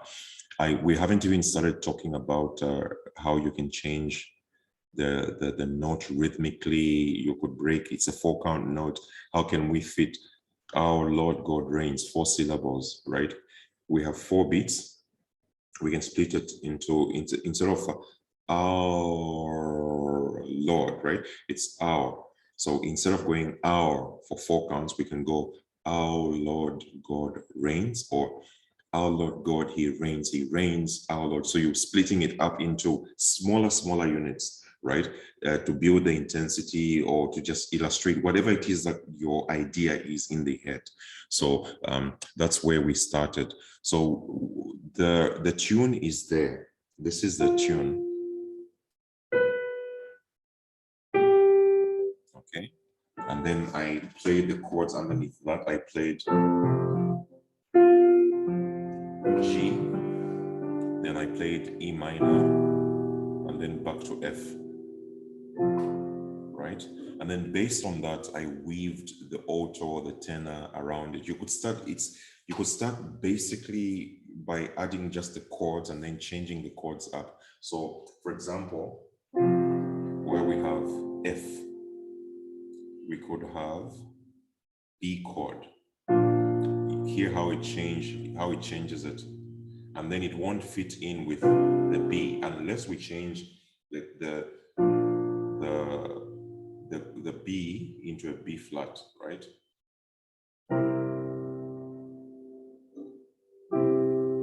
Do you hear how the piece has changed? We've changed the key altogether. I'm still using the same notes. I'm still using F, B, G, and A, except I'm not looking at them from the perspective of C major, which is where we are now. I'm changing it now to F major.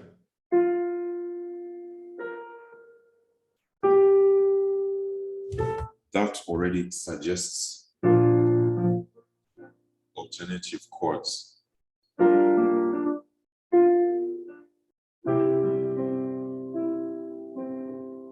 could go on to chord 1, which is final, we're done, you know, or I could go on to chord, an alternative chord, which would be D minor. So I'm going to, let me play it in the new arrangement, the new feel.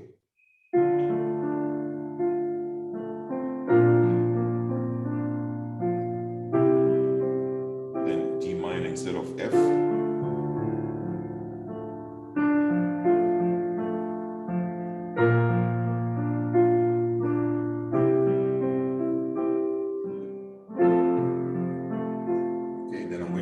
up, same notes, but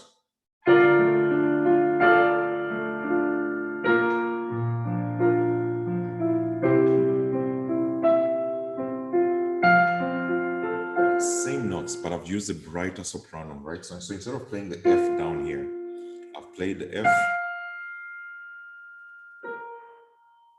then I have a G, right? G note, and in the G chord, in the G note, I could harmonize it with any of three chords. I'm choosing to harmonize it with C. So I'm picking from that C chord the E instead. So the original tune sits here. The second one is going to sit here.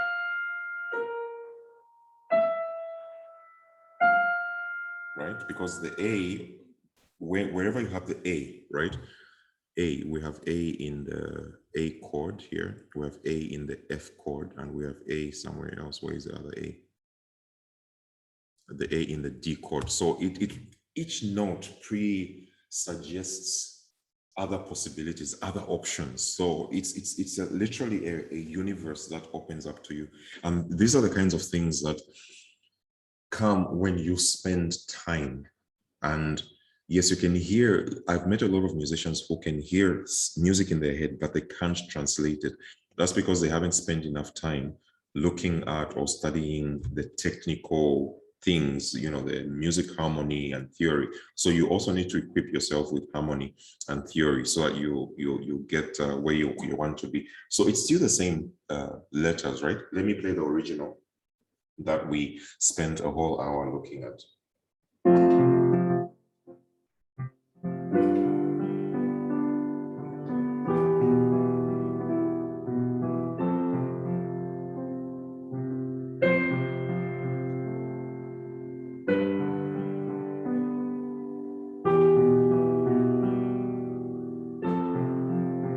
So the soprano changed from to,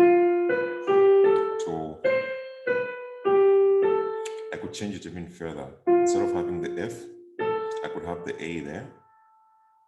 Then the next note is in G. I'm playing a D, right? So I'm just picking another alternative note in the chord, right? So to,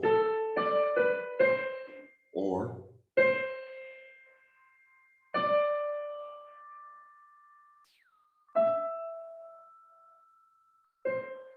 same thing, same three chords that we have.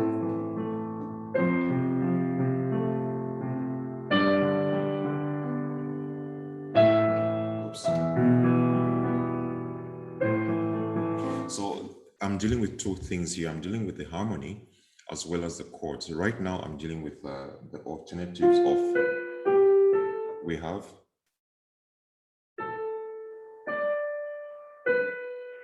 or,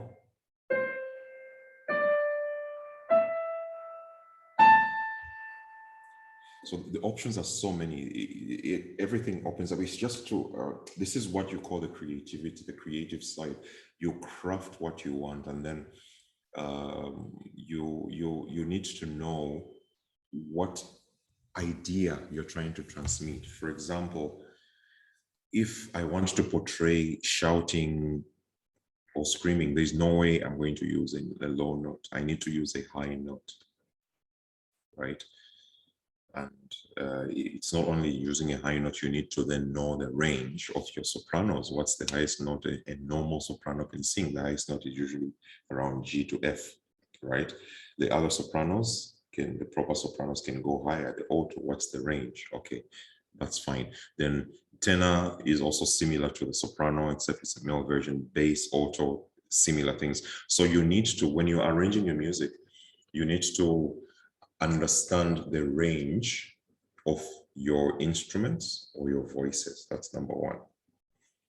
Two, you also need to have an idea of what you are trying to portray, right? Speech, I mean, singing is glorified speech. That's what my mentor who passed on, I think it's this year, Bosco passed on this year, which was very sad. He would say very often that speech is, I mean, singing is glorified speech, right? I'll give you an example of the Hallelujah chorus, okay?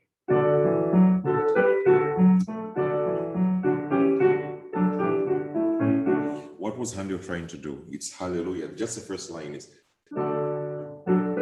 it's a screaming, Hallelujah, Hallelujah, Hallelujah, Hallelujah, right?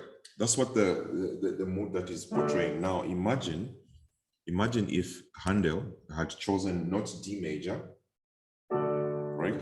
He chose D major because he knows the highest note the sopranos can reach is an A. So when he goes, King of Kings, and Lord of Lords, King of Kings, Lord of Lords, King of Kings, and Lord of Lords. He knows that there's a limit, so they went up to a high G, right?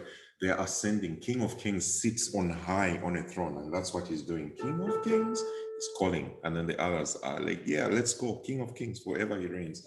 Then he goes to that, right? He skips a fourth from this note to that one, and then he moves to that one, and then he moves to that one, and then he moves to that one. Okay, again with the Hallelujah chorus, there are many tools that he uses, which you need to know. One of which is homophonic music, right? Homophonic rhythm means you're doing the same rhythm, right? So, right? So it's unity. It's we're all saying hallelujah. The whole citizenry, you know, like in Zambia, they had elections recently, and they said, yes, we're voting for this new guy. That's the equivalent of them saying hallelujah. They're not saying hallelujah, hallelujah. No, they're saying hallelujah together. Hallelujah, hallelujah, hallelujah, hallelujah. Okay, you didn't hear me again. Then I changed the key a little. You didn't hear me. You know, in social media now, they say, add volume, right? So you're starting from here. Then you go up a little bit.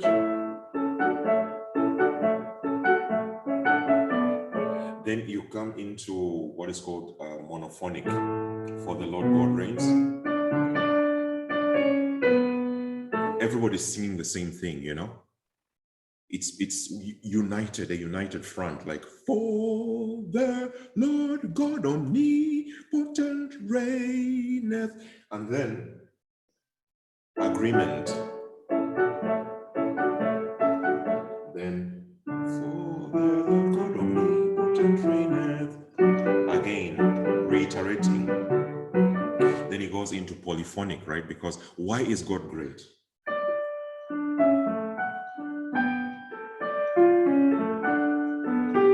And so on. Okay, I don't have the music with me. The music has vanished from my head. It's been maybe 8 years since I played that music, right? So here you now have different voices. You have a bit of polyphony that is going on. So, for the Lord God, the sopranos go with that, then the tenors respond, right? So it's a call and response that is happening there. That's another of the techniques. So we had homophonic. We now have a call and response. Then we come back to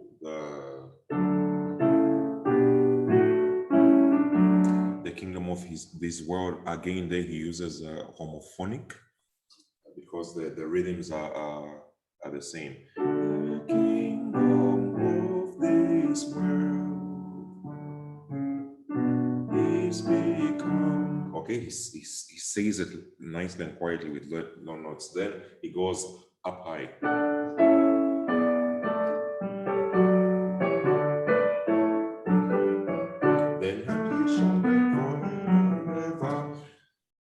Call and response or imitation. Basically what the bass is doing, the tenor does at another level. If you analyze that, you'll see that it's actually the same tune. It's the same tune that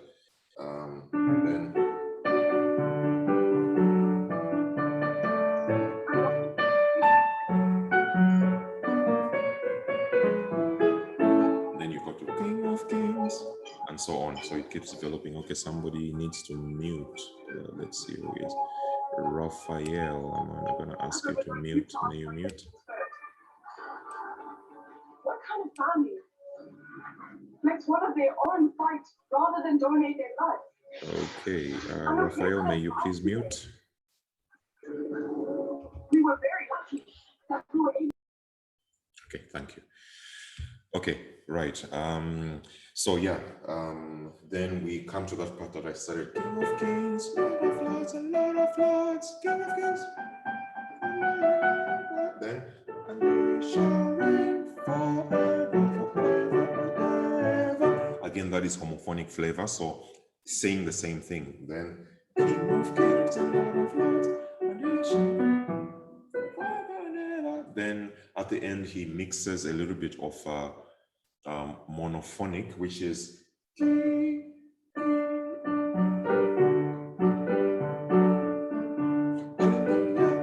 then it goes homophonic to just unite everything. So when you're composing, you need to think about what it is that you want to do, what it is that you're trying to transmit. That is a hymn of praise. Again, he does the same thing with Worthy is Lamb. Worthy is a lamb.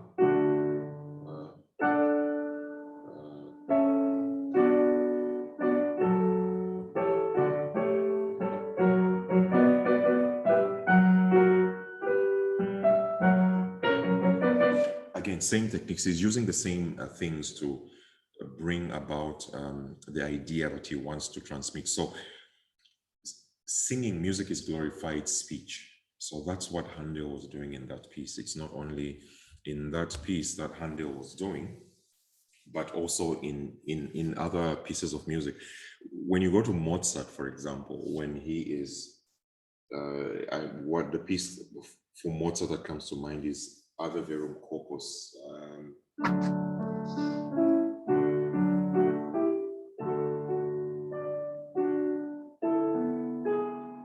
Okay, the kind of chords that he uses are not your basic chords.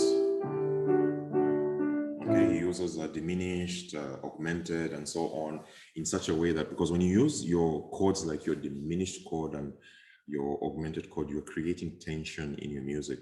So when you're writing music, you're moving from, it's basically telling a story. Music is like a theater as well, where you're moving from introducing your characters, right? Once you've introduced your characters into the story, you then begin to do what is called character development. You build up the ideas in that with that music or that musical idea, right? As you develop it, you begin to create tension. You pit one guy against the next, because movies would be so boring if there's no fighting, if there's no, you need to have that tension. Whether it's a play or a movie, there is that tension of pulling away from each other, right? And then at the end, you resolve your whatever is going on in your music, right? And musically, there's so many tools that are available for us to create that tension. Change of key is contrast, for example, right? And you need to be cognizant of what relationships exist. For example, in this piece, Ave Verum Corpus, right? It started off in D.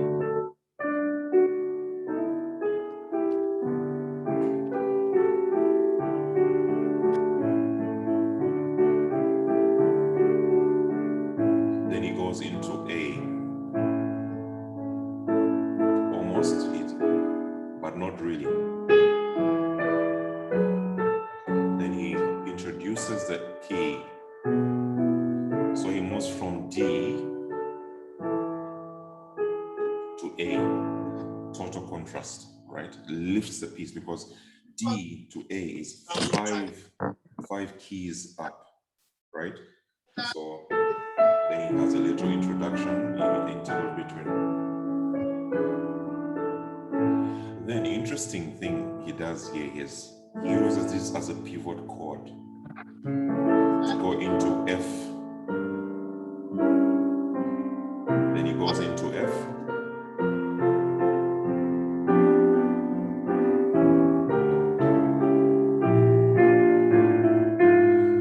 Okay, that same pivot chord that you used to get from A, he uses to bring himself back into D, right? So you see the relationship. When when you know your circle of fifths, you know your relationships, right? You know your chords, I mean your notes, your C, G, D, A, E, and so on.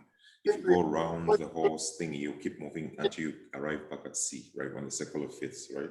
So if you are in C, you can easily modulate into G or into F because those are kind of related keys, right? So what he does, what Mozart does is he starts off in D and then goes 5 steps up into G, right? When he is in G major, I think it's Benon. Hello, Benon. Okay, very good. So he goes, how are you, Benon? Yeah, I'm okay. How are you? Very good. Yeah, we have great. Yeah, we have Nigeria in the house. We have Zambia in the house. I think we have South Africa in the house as well. So yeah, welcome, Ben. Benon is like, yeah. Don't do that. Okay, I'll stop. Right. So you're moving from D to A, right? Now, A and F have a relationship. It depends on whether you're going to go from the flat side or the sharp side. It just depends. You need to work out the mechanics of that and how that works. If you are familiar with Johann Sebastian Bach and how he modulates, right? Like, for example, when he wrote the 48 Preludes and Fugues, he was trying to write a piece of music in every key possible, right? That's why you have the 48 Preludes and Fugues. They're actually 96 pieces of music altogether in that. So I think he covered that ground. And when you look at how he changes his key, it's very much related to the circle of fifths. So also within the circle of fifths, under the notes, you have the relative minor or relative major, right? So Mozart starts in D.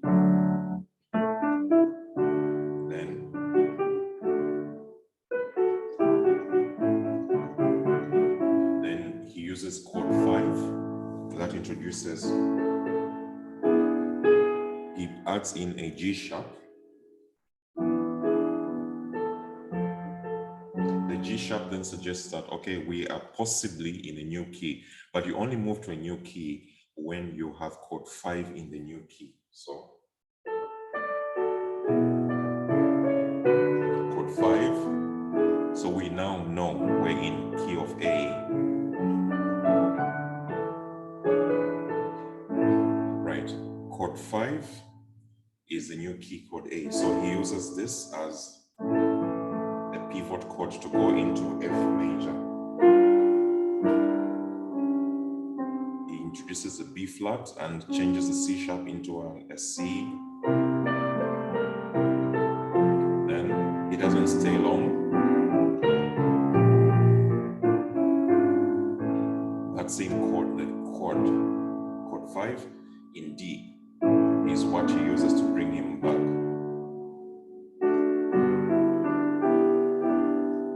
Okay, then he is using sequence.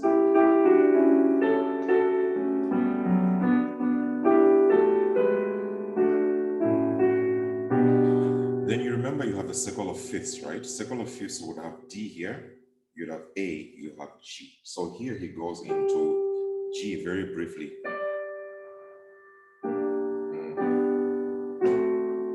Then B flat.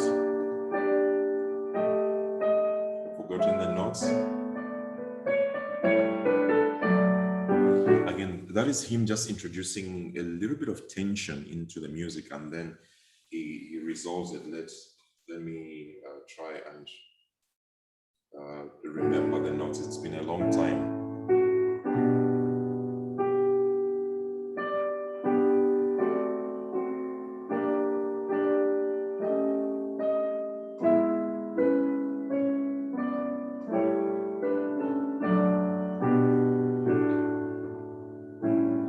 Resolves it nicely, takes it home. So these are techniques that are available to you. The earlier ones I showed you was how to create a melody, like using the name, like the letters of the alphabet. It just depends. Sometimes you have a melody that is ringing in your head and you can add chords to it. Sometimes you come to the piano and you're playing chords. Okay, let's see.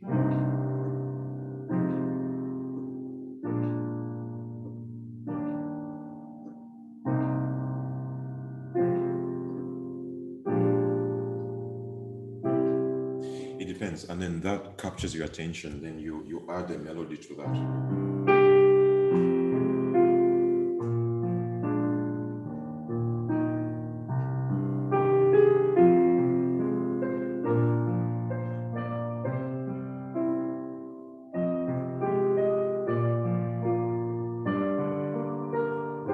And so on. So when you know where your music can go to, it's easier for you to navigate, which means you need to improve your skills on the piano or on the guitar or whatever instrument that you have. And then also you need to know the mechanics of how music works. So I was talking about the circle of fifths. You need to know which chords work together, why they work together that way. And then once you understand that, you begin to become creative because you now have the tools. It's a bit like a painter. A painter without any technique doesn't know what to do. They'll just be painting and doing things from without, right? So you need to then build yourself, build your understanding of harmony, your understanding of the instruments if you're writing for an instrument. So I'm still sharing my screen. Earlier we started based on this FB GA, which is kind of my name, right? Remember, I gave an illustration of us in F, I mean in C.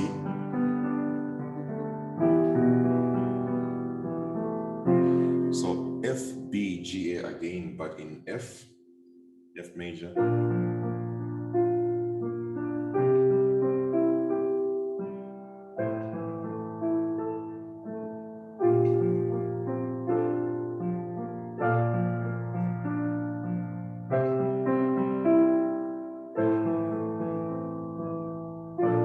So same notes, very same notes, but taken into another key changes it. I could change these notes and play them in D flat major.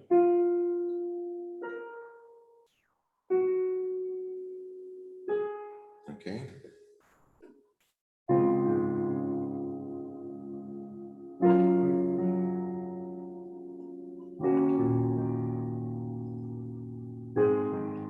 The same notes, right? But I'm playing them in D.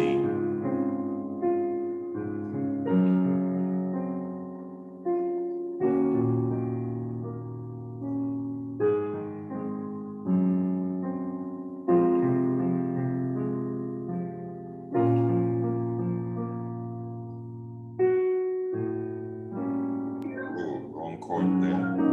Okay, but it doesn't matter. Right. So the possibilities are really endless with just those four notes. That's four notes before we even look at the chords that are possible. F, B, E, A. So you could talk about key signature. Again, when I was explaining the Hallelujah chorus, I was explaining you knowing the range of your instruments, what message or what picture you're trying to portray, what picture you're trying to paint with your music, right? In the case of Handel with his Hallelujah, he was portraying shouting, Hallelujah, Hallelujah, right? And he chose D. What if Handel had chosen G? Let's play it in G. It doesn't give the impression of shouting, like calling out and celebrating, jubilating. But once we take it to, right, there's that. But if we take it to G again, but play it an octave higher, it's a bit too much. So you need to find that place, you know, as you are sketching your music, you need to find, there's always that sweet spot, that perfect place where you can place your music, okay? So when we started, for those who came in earlier, I had started working with this piece of music. We actually built it up together from scratch. This note here, I'm sure you can see my screen. I hope you can see my screen. This note was actually an F, but then we made it into a C because that's an alternative note. So again, here I'm going to change the soprano by having it play or sing alternative notes.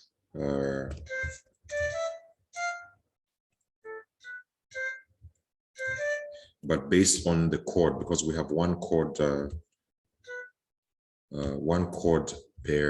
bar. We have F chord here, we have G chord, we have E minor chord, and then we have F chord. Just at the end, I think just before the end is when we change that last chord into a chord, A, I think it's A.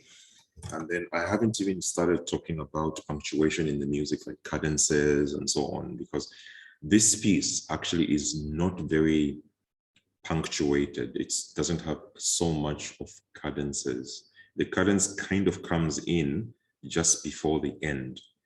But that is what the idea is with this piece, because the words just came in somewhere along the way, our Lord God reigns. So the picture I was saying earlier is, imagine yourself walking into the presence of God. You prostrate yourself before the living God and you walk in humbly. Okay, let me just change the dynamic on this one because it was a little bit too loud.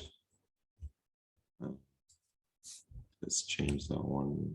The piano was a little bit on the loud side. Okay, let's have it as PP. But also maybe on the mixer it is loud. So I need to balance things out. So I'm working with headphones because usually you hear better with headphones. And when you are composing, you have to pay particular attention to detail. It's a little bit like when you talk about the difference between a Corolla and a Mercedes-Benz. When you sit into a Mercedes-Benz, you literally feel the chair hugging you, like holding you to say, come. It embraces you. When you're sitting in a Corolla, okay, it's a car. And that's all that is. Yeah, it's a chair, right? That's why they call things like luxury. So you need to be very meticulous, very clear with your instruction about what you want to do, which is where, to develop ourselves as Africans with African music, that's what we need to do. We need to be specific. I will throw something here, as in when I was still living in Botswana and South Africa, you would go to these competitions, these choir competitions, which were amazing, very well organized and so on. The Western pieces, you knew exactly what to do, exactly how to adjudicate them, because the instruction was there on the page. The soft, the accelerando, the this and that, right? But with the African pieces, they were so open to interpretation, which is not a bad thing, it's not a wrong thing. But we kept, a friend and I kept asking and saying, okay, why don't we bring in the composer to explain to us what his intention was when writing this piece, right?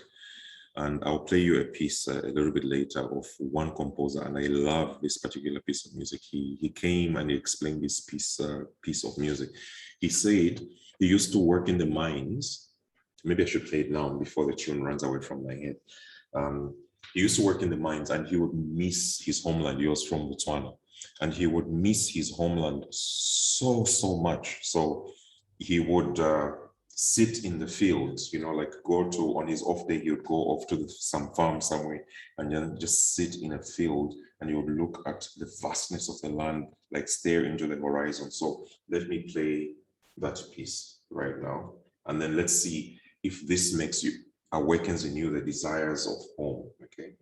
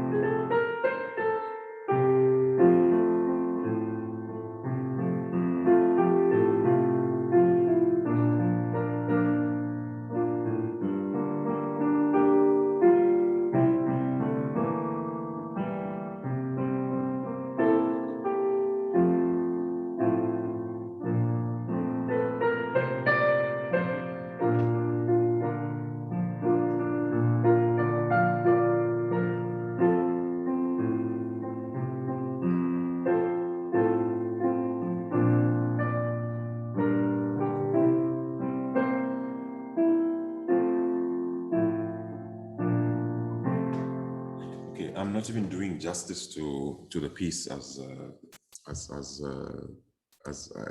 much as I should, because it needs it's multi, it's what's that word? It's not really polyphonic, but you have things happening underneath the music, you know.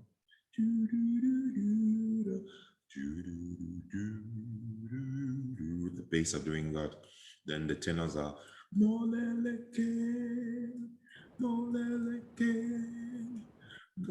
and when I asked him to say why are the basses singing that part, the continuous flow of that, he says, no, that's the wheel of the donkey cart going round and round, right? Then with the tenors and the altos going, it's the trees rustling and dancing in the wind, you know? And then the melody is him sitting there and looking at his homeland and what is happening there. Okay, somebody has their microphone on. I think it's Haggai. Okay, Haggai, may you mute your phone, please? Your microphone. Okay, thank you. Right. Okay, so he explained it in that way, and then he explained the emotion. He explained what Botswana is like. You know, Botswana, we see it as a desert, but his particular part of the country was not really desert. It was more from the eastern part of the country. So you had rain still coming in. They had cows, and they had the seasons that came in time. So he was remembering himself milking the cows or taking the donkey or doing something, you know. So he created that impression. Again, this piece is in a major key, but it still creates those desires. So it's the chords that he uses, the phrases that he uses that bring about that. So this particular piece that we created from scratch just now, I'm going to play it again. It's not very neat, it's not very polished. There are still errors here and there, but that's not why we're here. We're just here to look at arranging a piece of music for, in this case, we're arranging for piano and choir, okay? I'll adjust the levels as I see them fit, because the software does not sometimes interpret things the way I hear them in my head. And then I changed the sounds to give them instruments because it's much more clearer. We'll change the sounds back to actual ahs and oohs and hear how that sounds.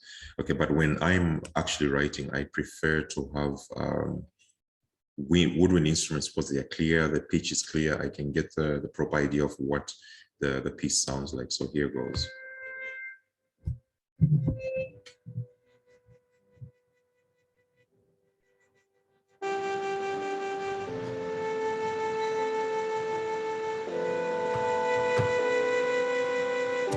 Okay, yeah, I missed that one. Let me start that again.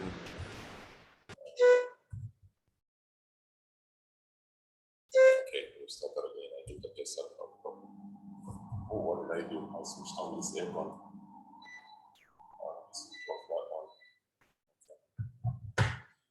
Right, here goes. Sorry about that.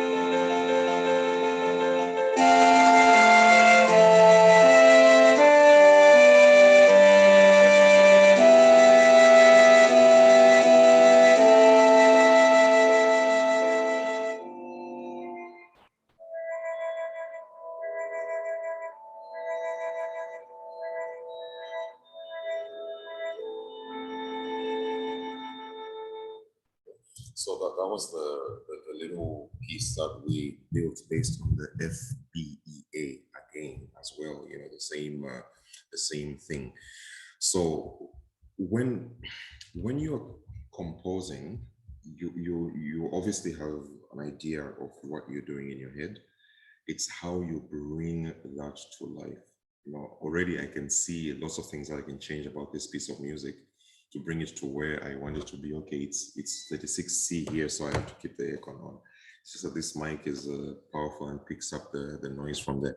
Anyway, so there's lots you can do with your music, and you have to be surgical in your intention and making your intention clear with the music, right? You have to know the instruments you're working with. Okay, sopranos, what's the highest note? What's the lowest note? What is the possibility with their voices? What colors are possible with their voices, right? You have to bear all that in mind. And then you can talk about the mode. Is it going to be in a major key or a minor key? We talked about that. You know, minor is generally sad, major is generally bright and happy. It's not in every culture. I was saying earlier that what is happy in one culture is not happy in another culture. The cultures differ so much. It's like the color of morning in the Western world is black. Well, in Indonesia, it's white. And I think in Malaysia, it's red, or the other way around, you know? So you have to be mindful of the nuances of what you're trying to create. Then we go into harmonies. What harmony are you going to work with? Earlier, I was talking about a piece from my culture, which uses lots of fourths.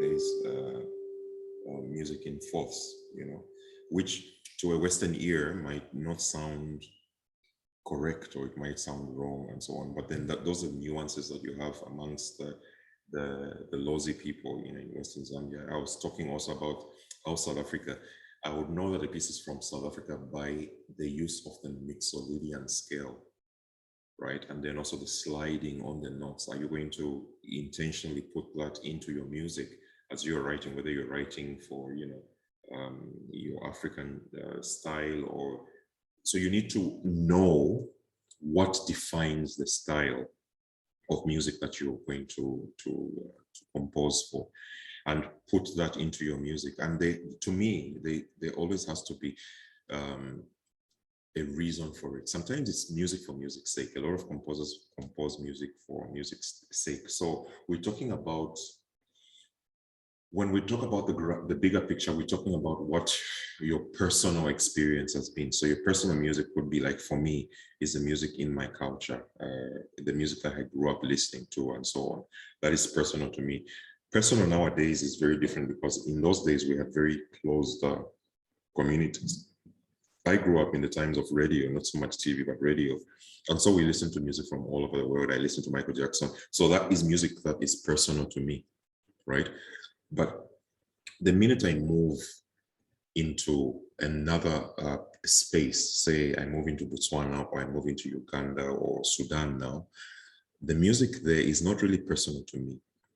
It's more local, because I'm localized. I've been here for 3 years and I'm now localized to this particular area, right? So it's not my personal music. It's not the music that shaped my music world. So this is the local music of Sudan and what I'm getting now, or the music of Botswana, or the music of South Africa.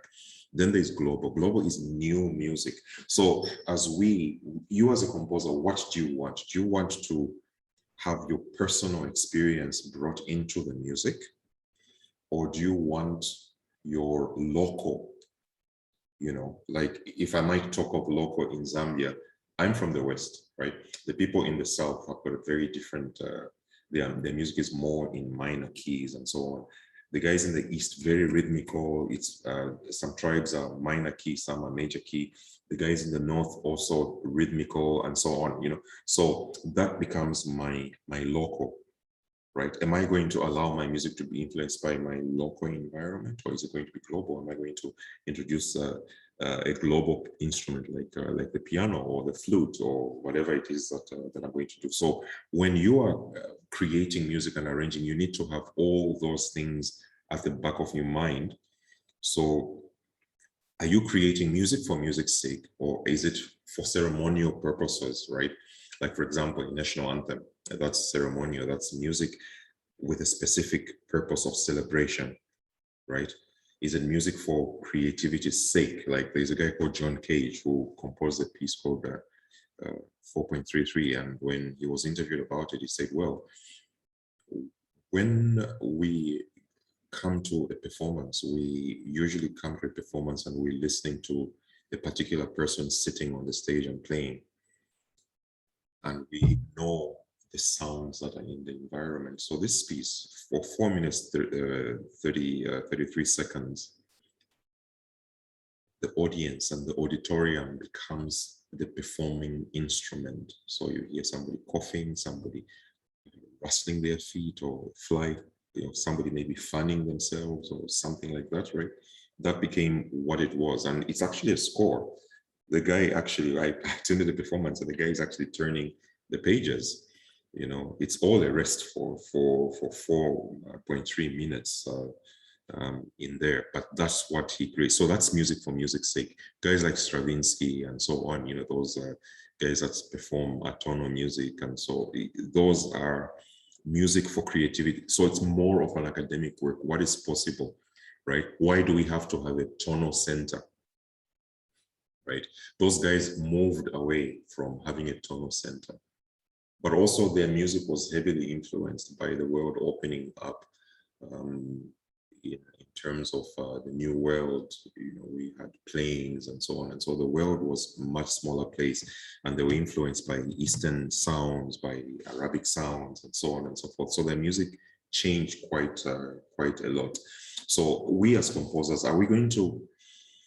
what context are we going to have to our music? Are we going to do our music as traditional music? If we're going to do it as traditional music or folk music, let's do justice to it. Let's write the music in the particular culture that we write and bring out what is, we'll create a proper picture of what that culture is.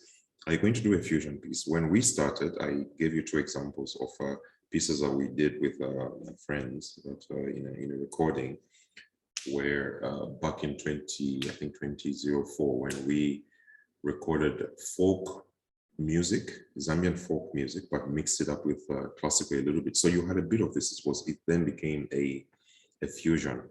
And then we developed the melodies a little bit by not just using those as inspiration to create new music. So as you are creating music, you need to have all those things at the back of your mind to know where you're taking the music. Are you going to create a masterpiece? You could create a masterpiece. I mean, masterpieces have been created by countless people, but masterpieces are created every day and we don't notice them because our culture is a lot different from, what is important and what is trending. The word is trending is very different. So for those of you who are in this, what we might call art music, whether it's African art music and so on, it's great for you to actually compose but be clear about what you want. It's not restrictive. It would be good to have, when you are composing, to have a few notes about your piece of music. I think it was, when was that? 2 years ago? Maybe 3 years ago now, when we had a conference in the Seychelles, and one of the things that happened there with the PASME, one of the things which was highlighted was music by composers from the diaspora. And there's a lot of music that is composed by people in the diaspora. Diaspora meaning away from Africa, so your Caribbean, your Americas, and so on, people of color, and a lot of music that is there that we haven't noticed or haven't come to. I've met quite a number of South African composers. There's 3 or 4 composers from Botswana. There's 2 or 3 Kenyan ones. a lot of Nigerian ones, I think 3 or 4 from Ghana. And I have met here in Sudan, there is a gentleman, his name escapes me, but he has been composing what is called classical Sudanese music. Classical Sudanese music uses a Sudanese orchestra mixes Western instruments. So you can have your violin, your cello, your flute, your piano, and whatever. But you also have what is called the oud, which is kind of like a guitar. You have different rhythmic instruments that are there. And I recently had conversations with a Dr. Jarot, I think it's Jarot, if I remember his name correctly. Okay, his other name is Ahmed. So every other person in Sudan is either Ahmed or Mohammed. And he took me on a musical tour of what was actually in his music. And, you know, the nuances, the style of play also changed because it then accommodated for Sudanese styles in how they, you know, how you have in Western music, we have the semitone system. Sudanese Arabic music, Indian music has quarter tone system, and how they do the slides, and those slides and how they represent the quarter tones that are there. And he explained and how he does that on the flute. I was like, you can't play quarter tones on the flute. And he said, yeah, you have to master the technique of getting the thing right. So even when you're composing, quite often when I've written music for the church, I've looked at the skills level of the people, because there's no need in writing music for people and they can't play it. Of course, you challenge them a little bit, but you compose it to their level. But then on the other hand, if they're professionals, you write music to challenge them at their level, right? So I've spoken for so long. I've been speaking for the last 3 hours or so. So I'm probably gonna stop here and open it up. I'm gonna stop sharing and open the room up for people to ask questions and have a discussion, perhaps, you know, on what we've gone through. So the floor is open. Just unmute and speak.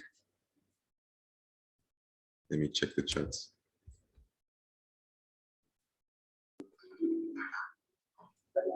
You seem lost for thought. What's wrong? I'm not.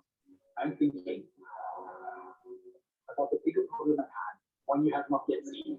Yes, Joseph, you may go ahead. Go for it.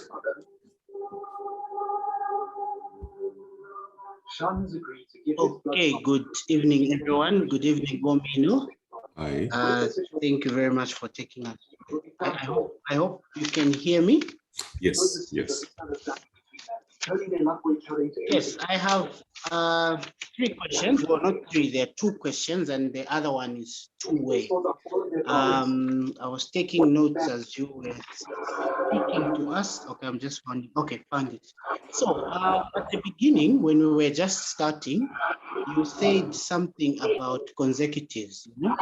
Right. So what's your take on consecutives, especially when you're composing choral music? You know, because in the traditional sense of like the old way of harmonizing, we are discouraged from, you know, having consecutive, like 4th and 5th, like, you know, consecutive. But when you listen to it on an artistic ear, they sound great. Some of them actually sound great. So to what extent do you think we can break or bend the rules and for it not to sound very weird? That was question 1. And then question 2 has to do with accompaniment and orchestrations. So I saw also when you were kind of coming up with the piano accompaniment, you were exercising restraint in a certain way at the beginning, then somewhere in the middle you decided to express the piano part a little bit more, and also bring it down towards the end. When do you think it is too much for composers and arrangers, especially that we do orchestrations? When do you think the accompaniment is too much? Like sometimes we try to put a lot of to make it so different from the from the choral part, for example. And then the last one is on chord substitutions, especially me being a pianist as well. When I write choral music, I like to include as much, substitutions as possible. When should I exercise a certain level of restraint in terms of chord substitutions, especially for choral music? Because then it's not going to sound the same as for the piano, and also some of these intervals I get when I'm substituting chords are not very easy to sing, but they still sound good. So what would be your advice on those? Okay. Thank you. Okay, great. Right, can I ask that we mute so that we then, good, okay, thank you. So your first question was regarding use of parallel fourths and parallel fifths. Actually, when you go back to medieval times, parallel fourths and fifths is a style of writing called organum, where they used fourths and fifths. So it's not something that is new.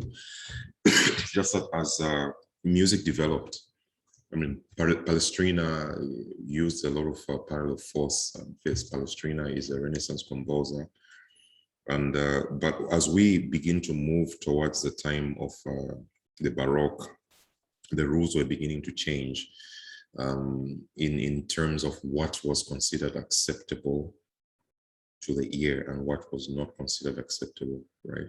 So it depends on which school of thought you are in. For me, it's up to your artistic license. Like I was saying, the context of the piece. So if you feel that you need to use parallel fourths and fifths, then by all means go ahead, and you obviously would have an explanation for why you're using those parallel fourths and parallel fifths, right? In my case, I usually, jazz music also is one that is very liberal in its use of dissonance. That's another thing, right? I was talking about a C chord, a C jazz chord. This is your classical music. This is your jazz chord with a third in there, I mean a seventh in there. I remember one time playing for a wedding at the Cathedral of the Holy Cross in Lusaka, and I played a piece on the organ, played it, and then at the end, I ended it with a chord like this. And an old lady came to me. I said, no, you did not end that piece.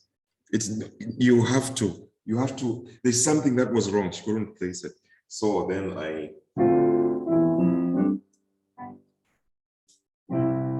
and then she was satisfied because she felt that that was more resolved than this, right? Then it just depends on you, your artistic, you have the artistic license. We're not going to restrict you as a composer. It's like dressing, earlier I gave an example of the chitenges. We call it chitenge in Zambia, or kitenge in Congo, and so on. How you wear it is up to you. What you wear, I'm a t-shirts guy. This is me. I'm comfortable with putting on t-shirts. Not all the time. For special occasion, I'll put on a suit, right? It's the same with music. It depends on what the context and what you're trying to portray. Do you want some dissonance, and what are you using that dissonance for? If you go back into the Baroque, there were certain tools that you could use to mean something. For example, a minor key might mean a lament or something like that, right? The terms escape my mind right now, but there are a lot of they had set meanings to say, okay, this is standard. When you hear this, it's a cry. When you hear this, it's jubilation. When you hear this, it's this and that, right? But again, that is according to Western Europe and their cultures. In my culture, it's different, right? So it's up to me to use my parallel fifths or sixths, because again, within the same borders of Zambia, the guys in the northern province, they use more of sixths and thirds than fourths and fifths, which is interesting in their music. Occasionally you hear fourth and the fifth seeping in, but mostly they will use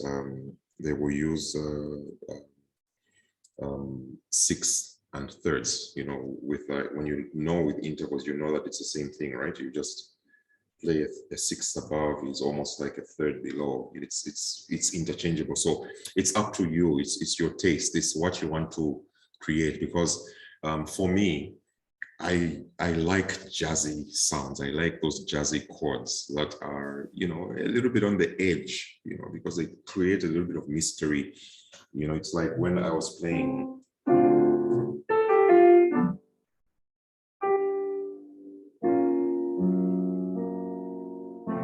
You know, those kinds of things, because they open up a whole universe of what is possible.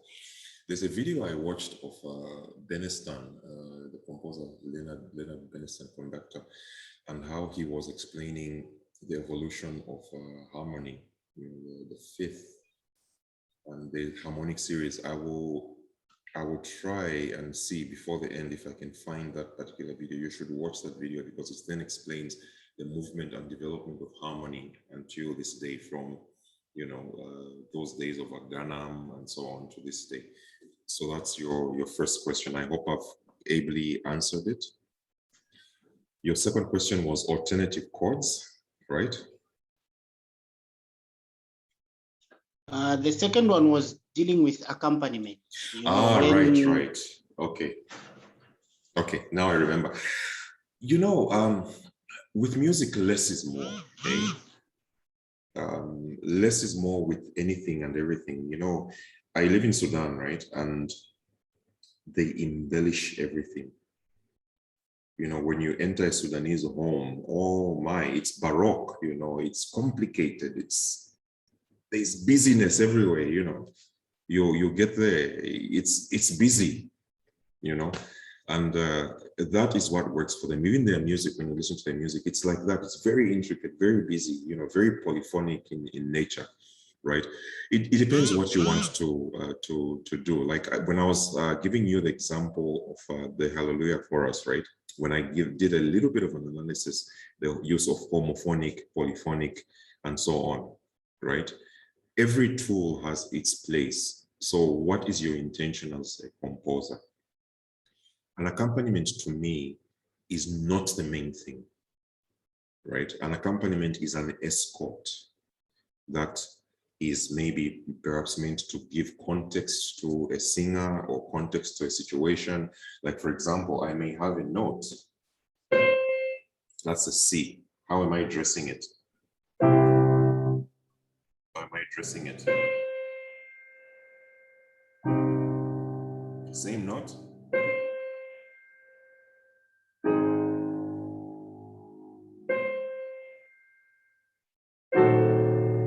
Same note, just that's C, right? I'm dressing it differently. So it gives context, the chords give it context and so on and so forth. And then what you do with your accompaniment is, it depends on the intensity. For example, in the piece that we came up together with, right? The intensity was building. I started it off with quarter notes or crotchets, right? Because I did crotchets there because the soprano had long notes and I wanted to fill up the space. In the next section, I went into minims because now you had an alto as well, right? But also the alto had 2 count notes. So related to that, I added the piano to have 2 count notes, but to make the harmony a little bit richer than just what was there, right? If you see in there, I've got a few 7th chords and a few chords that, like, there's one point where there's a B and a C together, but that creates a tension which is immediately released, right? And then it was building up. To me, less is more. If in the Hallelujah chorus, for example, when he starts with homophonic. Later, it becomes a little bit more polyphonic and a little bit more complicated because you're adding weight, you're adding life to what you're doing, right? Also, accompaniment.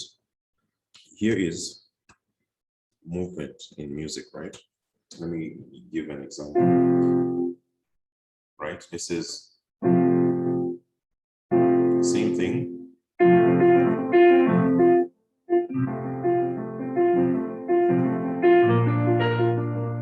Okay, I need a pedal.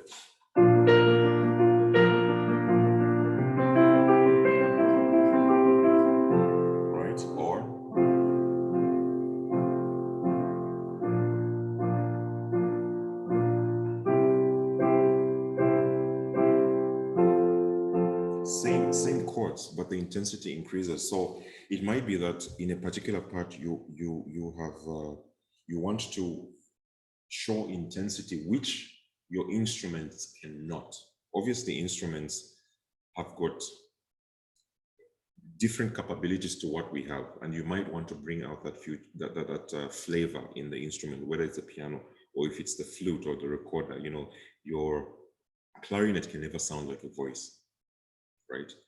So what I really love doing is mixing instruments. For example, mixing having the oboe and the flute play the same part, or the flute and the bassoon play the same part, 2 octaves apart. You're creating a whole new instrument, right? It's about blending colors. And it's up to creativity. But for me, usually less is more when you're working with accompaniments, because you don't want to overshadow your soloist. But also in the context, like when I was in the Seychelles, I used to play with a guy called Luigi, and there's a piece called Meditation by Tchaikovsky that we used to play. Now, it's written for violin. Well, it's actually an orchestra piece, I think, but that particular arrangement was for violin and piano. The composer might compose a piece in such a way that he wants to bring out the best in the violin only. So, you know, you have your part.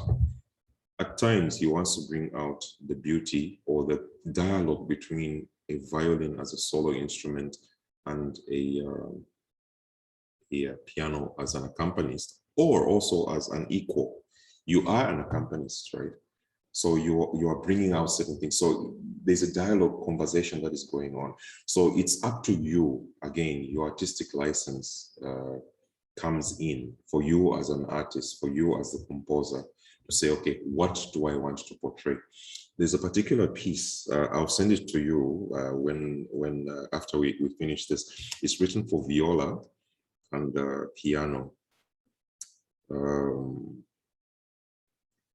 It's the context, or the piece is like this. It's a father observing his daughter. She has had a fight with her boyfriend, and she's watching the argument as it goes. And you can hear it in the viola, you know, the viola obviously being the lady and the piano being the man. And you can hear the argument at some points, you know, like, oh, it gets intensive and so on. And then they're quiet a little bit. Then the lady is quiet. The guy goes and he talks and he says, and, you know, at the end, they pacify each other. And that is the picture that this guy was trying to create. So obviously you're going to try and bring out, you know, the best in that context. So it also depends on you and what you do, your intention with the music. What do you want to portray? What story do you want to tell? Right? Is there a story, or is it just music for music's sake? I'm going to compose a note that has only semi-breves. Let's go. That's an academic work. What you do with it, it's up to you. You know, you could do it that way. It just depends, right? So for me, accompaniments, when I'm writing an accompaniment, it changes. Like we've seen with the one note that I was playing, you can have different chords underneath it. It depends on what the mood is, what picture I'm trying to paint. Also, as an accompanist, if I'm playing as an accompanist, am I in competition with the singer, with the violin player? No, I shouldn't be. If I'm an accompanist, there is a particular way in which you play your music as an accompanist. I cannot be an accompanist and I'm playing the organ and I'm playing louder than the singer. You know, I have to complement them in such a way. So even the music, the notes that you use should be such that you're complementing them. And I'm linking this to your third one of use of alternative chords. It's a very tricky one, because if you're doing it with a choir, it doesn't always work, you know, because when you have C, right? C chord, the alternative chord, one of the alternative chords is E chord. But when you look at the two, it's actually C7 includes C and E minor, right? So this is C, this is E minor, right? Put them two together, you have C7, right? So if your choirs are singing a C, it's ill-advised to add a B in there because it's gonna clash with your Cs, unless your context is jazz. But even when your context is jazz, it has to be intentional. You have to still resolve where your music is going.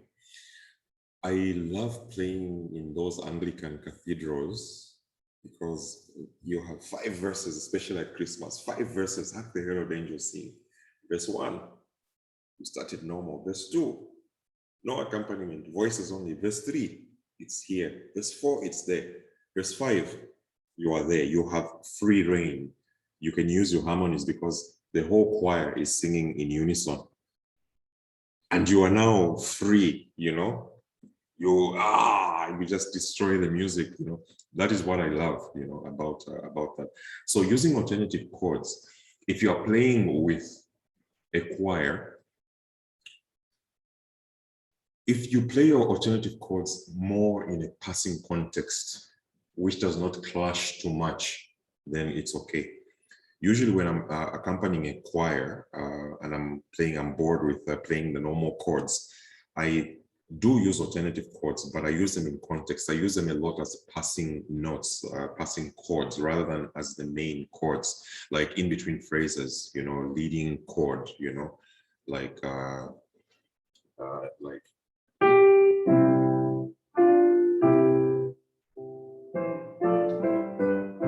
that's the normal, right?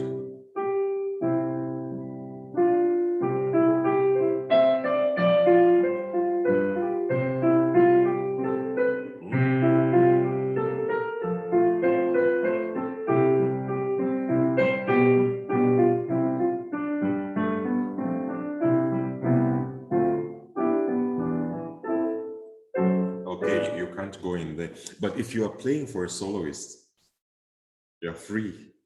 As long as the soloists can hold their chords, because I once played with someone and what song were you playing? I was like, oh, it was the same piece as you. I just took it somewhere else, you know. So when I used to be in Lusaka Central, I used to like to train the congregation to not be average, you know, to enjoy the music. So yeah, I'll put a lot of things like that, even if it's so each verse I'll play it differently in terms of passing chords, in terms of what I do with whatever it is. So it became a bit more entertaining, a bit more challenging, you know, like, okay, what's it going to do, and so on and so forth. So in as far as alternative chords, if it's you who is writing the music and it's written music, by all means use alternative chords, change them, it makes the music more interesting. If you're playing with a congregation, I would advise that you use more of passing notes, you know, leading up phrases, you know, like a scale leading up to a note. You know that the final note is C. You build your scale, you know, up until you arrive at the same time as everybody else, so that you're really leading, you know, the congregation into that music. Yeah. But again, it depends on, you know, your music. When you're playing your jazz music, it opens up more because the musicians there are more up to date. You know, they will, oh, I know what you're doing. You know, you smile at each other. Hey, let's do it again. Let's do it again. Ah, and you hammer those notes. You know, so the context differs because you have your classical musicians are more rigid, and your jazz musicians are a little bit more flexible. You know, they can easily adapt to any changes that you make in the music. You know, so that's in terms of alternative chords. That's what I would say about alternative chords. I don't know if I've answered your questions effectively. Yes. Now on the third one, the same about chord substitutions. I remember I was arranging a piece. I think it was Striving Onwards, and then it got boring at some point because, you know, the usual thing we do around here is you have maybe a verse, then you have a descant somewhere, and then end it on a high note, and then the piece is done. You've arranged it. So it got boring at some point, and I think one of the verses I tried to have the usual melody as it is. Then I was reharmonizing the other parts to use, you know, alternative chords. And when I played it, or for me, when I played it on my software and in my head, it sounded great. And then when I actually gave it to a certain congregation to try and perform it, and when they sang it, it sounded very good. Like to me as an artist, it sounded very good. But then after they sang it, somebody told me it's a parichilea. Okay. You know what I mean? Yes. So yeah. now, I don't know how much, you know, to what extent should I exercise restraint in some parts, because some of them were easy. They could sing them, like I added a few seventh chords somewhere in transitions when I was changing, you know, from one cadence to another. They were sounding good, but then it's more of obviously to interpretation. But I also want to feel a certain way as an artist where something that I create that I think is beautiful should also be appreciated to the other people. Is that us forcing our, you know, our intentions on other people, or is there a way we can, you know, come meet somewhere in the middle? Yeah, I totally understand your context. Okay, it comes back to when let's borrow again from Western music. When Bach brought his music, he was told different things like your improvisations are too long, or you're bringing devilish chords into our music and so on, right? But he still carried on. Then other guys like Chopin, you know, with Chopin, he's more working with, you have, you know, that these memes that you see on social media, like Bach, second or fifth, Chopin is all over the place. Chopin can change key from one to the next without even a relationship. You know, he just switches like this, right? So that's a development. I mean, what is dissonant to one ear is not to another. And I think that's very subjective. I think also for you as an artist, I would encourage you to keep doing what you're doing. Keep pushing the boundaries. It just don't restrict yourself to the standard of the performers that are around you, right? If you're going to enjoy it in your software only, enjoy it in your software only, right? But also it just means then you need to challenge yourself. Why don't you form an ensemble that can perform that kind of music? Because people can't hear a certain intervals. They just can't hear them, right? Because in our culture actually is also mixolydian. Like, okay, among the lozi we have mixolydian, and then the encoya we have a minor, an Aeolian scale, so like from A to A. The lozis, if you look at their sirimba, it's a G to G. The encoya is A to A. That's the tuning, right? So that's how you can tell, this is the sirimba sasinkoya, this is encoya sirimba, and this is a lozi sirimba, right? So with time, the two cultures have sort of, they know, okay, this is that and this is that. But can you imagine how it was at the beginning? Because they didn't understand the music, right? But as we develop, as we grow further, we develop our ears, we develop new tastes, you know, new sensations. It's like food, you know. Being here in Sudan, I've eaten all sorts of things. In fact, Sudan is mild. When I was in Seychelles, I was eating things like octopus. I even had bat, you know, all sorts of things, squid and what, you know. This was before Corona, so and it's tasty. Oh my gosh, bat is tasty. So it's like that, you know. Of course, we're not going to go around and eat dog and so on and so forth, right? No, we're not going to do that. But we can test the boundaries. You increase your vocabulary and go for it, you know. Don't be restricted by those people.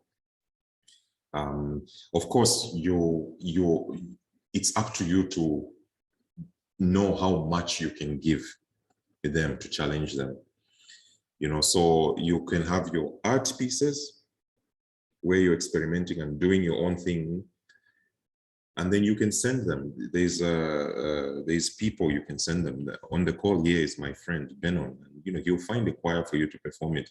If in Zambia we can't perform it, we'll send it to Uganda and they'll perform it. Most of the Nigerian guys, I think, have left. So we can send it to Nigeria or to Ghana or to South Africa, you know. But that's what it is. There's a guy called Eric Whitaker. He is the guy who did the first virtual choir some 10, 15 years ago, you know. And if you listen to his music, it uses what are called clusters. You know, in the beginning, they were hurtful to my ear, but eventually clusters became beautiful. I really appreciated them. Okay, my battery says it's low, so I'm just going to plug it in. Yeah, not clusters. He uses those. I mean, if you, for choral music, he's one composer that I enjoy very much. And then also there's this guy who did this piece. What's that guy? John Rutter, I think.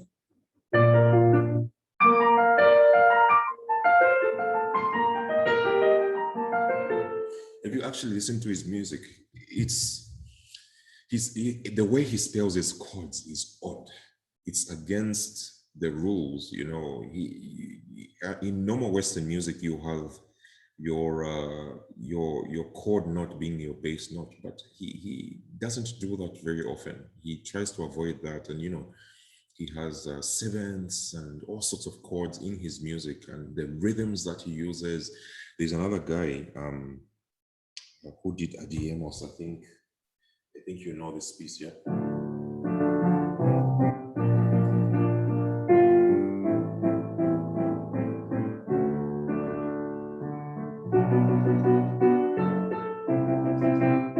I think you know that piece, right? Adiemos, it's called Adiemos. Carl Jenkins. Carl Jenkins. Carl Jenkins, yes, yeah, Carl Jenkins, yeah. Both of them, I've met both gentlemen, amazing minds, you know. When you meet them, you'll think they're a little bit crazy in the head, and you know, they explain their process to you, why they do what they do. You know, they just don't want to sound ordinary, or whatever their reason is. You know, they create these masterpieces, which when you first hear them, they strike you, but you don't know what it is, because they're using your conventional tools, and then they're also introducing in there the non-conventional tools, like just how you spell your chord. Like, for example, ending your piece, this is chord. This is normal, nice and stable. Now imagine this as your last chord in a piece, right? It feels like, it's not grounded, but he ends it there and says, who says the bass part needs to be the root note of the chord, you know? So it's all those things.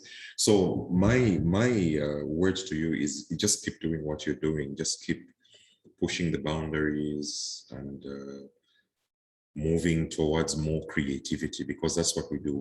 The goal, I like to see life as this, that I become a better and a better person every time. So when I go and meet God, God will look at me and say, you look like me. Come, you can enter heaven. You know, your heart, your mind, that's, so musically also, I think we must move towards some ideal. You know, what the ideal is up to you. You know, I mean, when I was in Botswana, we did lots of arrangements with very queer, very weird arrangements, like mbira and clarinet, for example, right?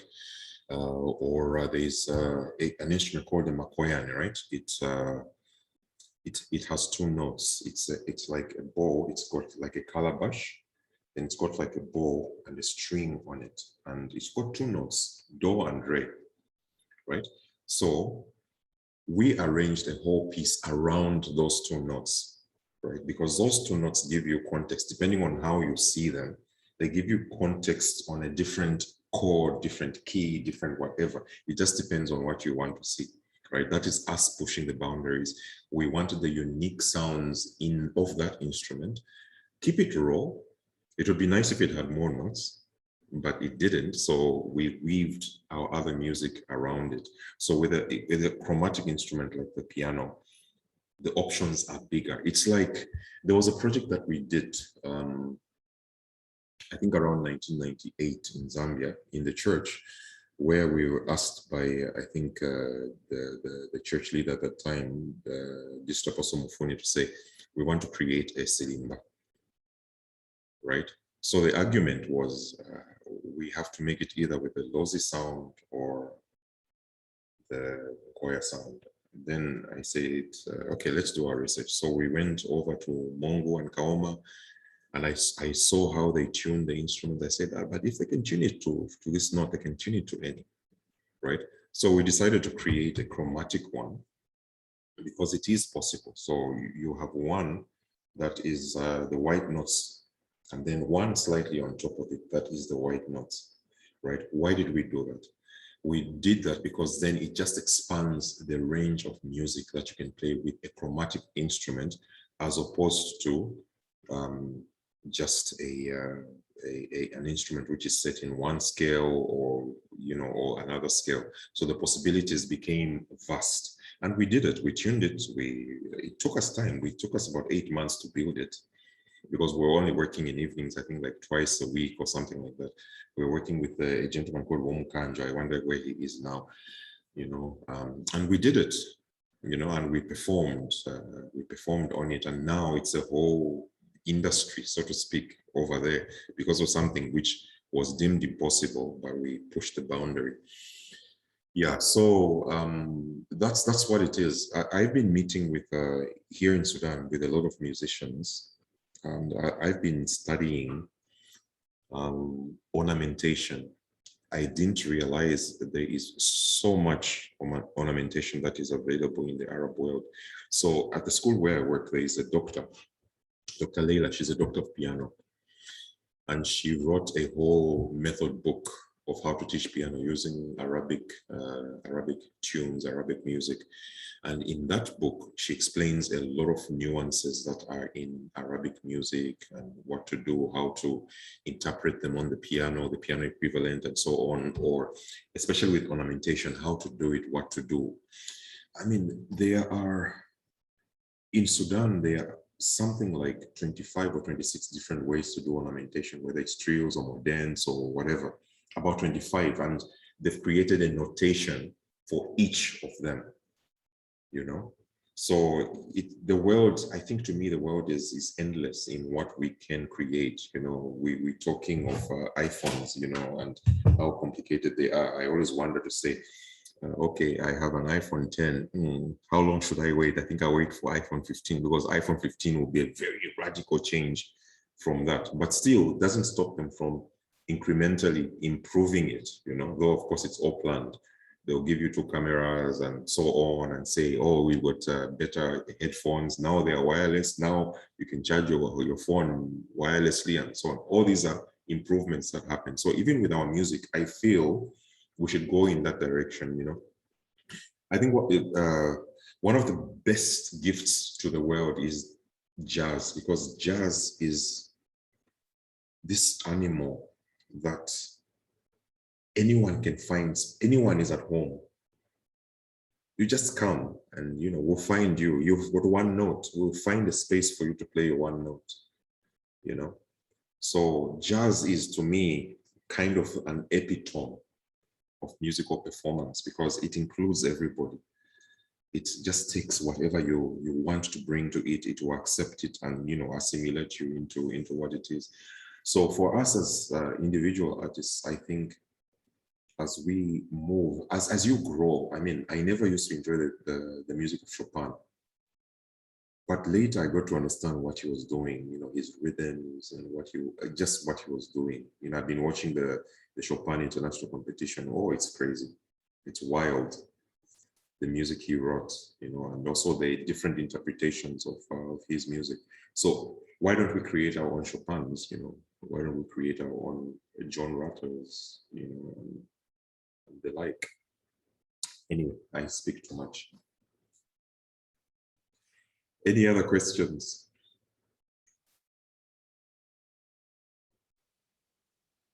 Okay, thank you very much, sir, for sharing. You're welcome. Any other questions, thoughts? Maybe you didn't understand something that I was doing because I was moving too fast. My assumption was everybody had some background knowledge. So I wasn't going to explain triads. I think for those who came early, the very earliest people, I did explain that it's not a theory lesson. It's some of the techniques that you can use to create music, create an accompaniment. We started with a melody and then we created an accompaniment for it. So I think it's up to us to really improve ourselves by learning more, and learning never stops. We're learning something new every day. So any questions? Any thoughts?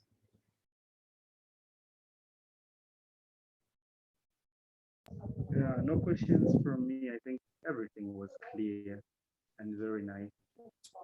Oh, awesome. Thank you very much. Right, Benon, do you have anything to say? I'm going to put you on the spot. I just want to thank you so much for that elaborate presentation. We've enjoyed it. I'm sorry I came a little late. I was coming from work. All right. But I've enjoyed it, and I hope this is the first one in the series of so many others. Yes. Thank you so much. Definitely, yeah. We miss you at PASME. Well, I'm going to come back. I'm going to come okay, back. Thank you. Yeah, it's just, you know, distance, Sudan. Now, okay, we've had a coup d'etat, I'm sure you all know. And, you know, now I hope we're not going to go back to the Stone Age. Because, you know, we couldn't access anything. Google or what, even with... yeah, I know. It was... So we're coming back slowly and then boom, coup d'etat, you know.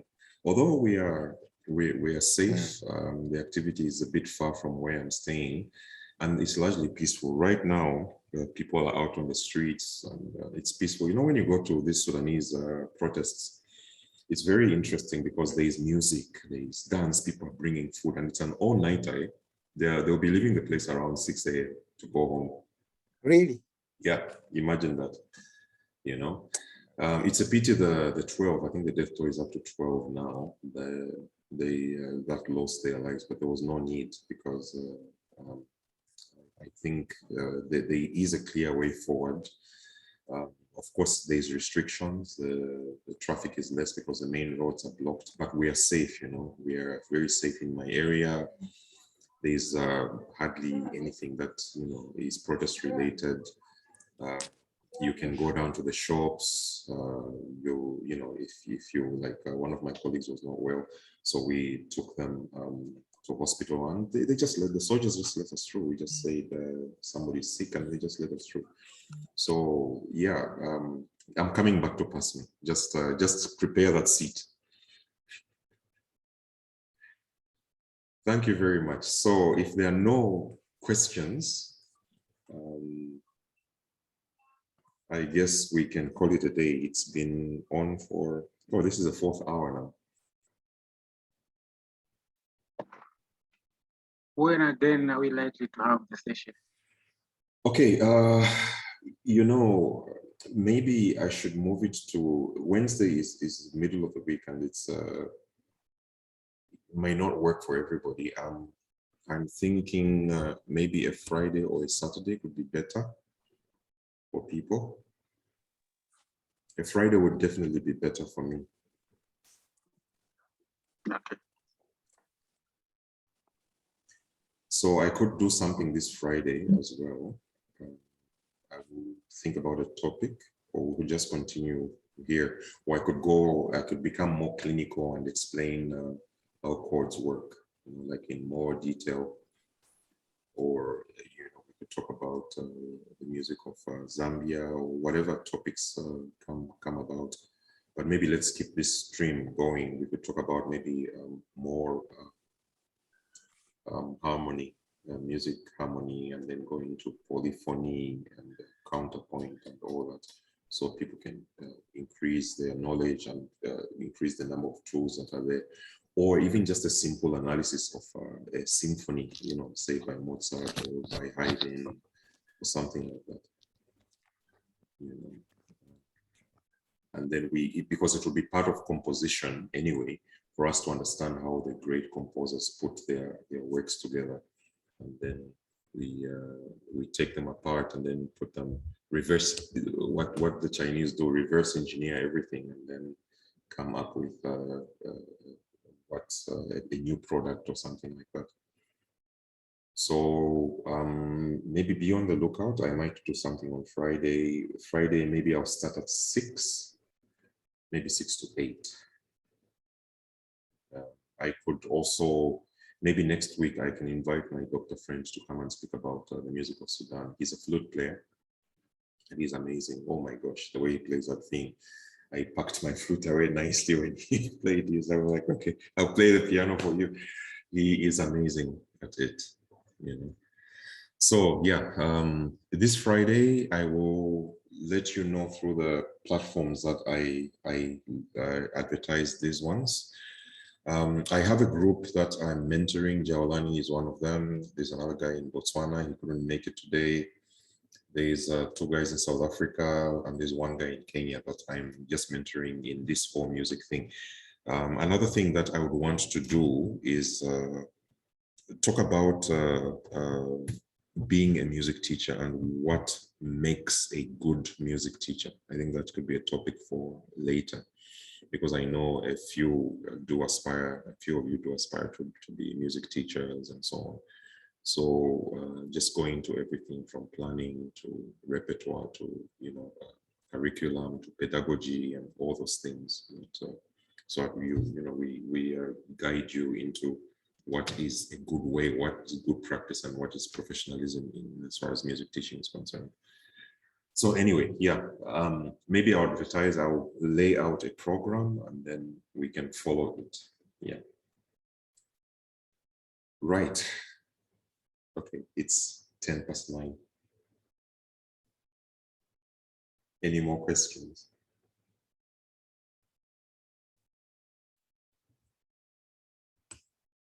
If there are no questions, then I'm just taking a screenshot of what we have now. Thank you very much. I want to thank you also for coming through. Joseph, Raphael, Jaolani, Daniel, Isaac, Benon, Zifa, Chinyembu, in Phoenix Not, whoever that is, they're connected to audio and they're catching this tail end, and Hagai Chibale. Yeah. So thank you very much. I am recording this session, so I will put it up on my YouTube account and just make it public so you can access it. Oh yeah, just a few other things that I wanted to ask. How is my audio? I think I need to improve on the audio when I'm playing back. But how is my voice? Is my voice very good? You can put your answer in the chats if you don't want to turn on. Very good. It's very nice. Okay, very good. Okay. It's clear. Excellent. What about the audio if I'm playing back from my laptop? It's good. Okay. Okay. Excellent. If the sound is good, then I'm happy with that. Yeah. Then I don't need to bring that other gadget which should improve. But I'll try and see if I can improve the sound quality on here as well. Right. So thank you so much, everyone. Thank you for your support. Thank you for being here for this series, and they'll keep coming. I'll keep them flowing. So let me say goodbye. And thank you very much. Yeah. Goodbye. Cheers. Bye-bye. Have a good night. Thank you for coming.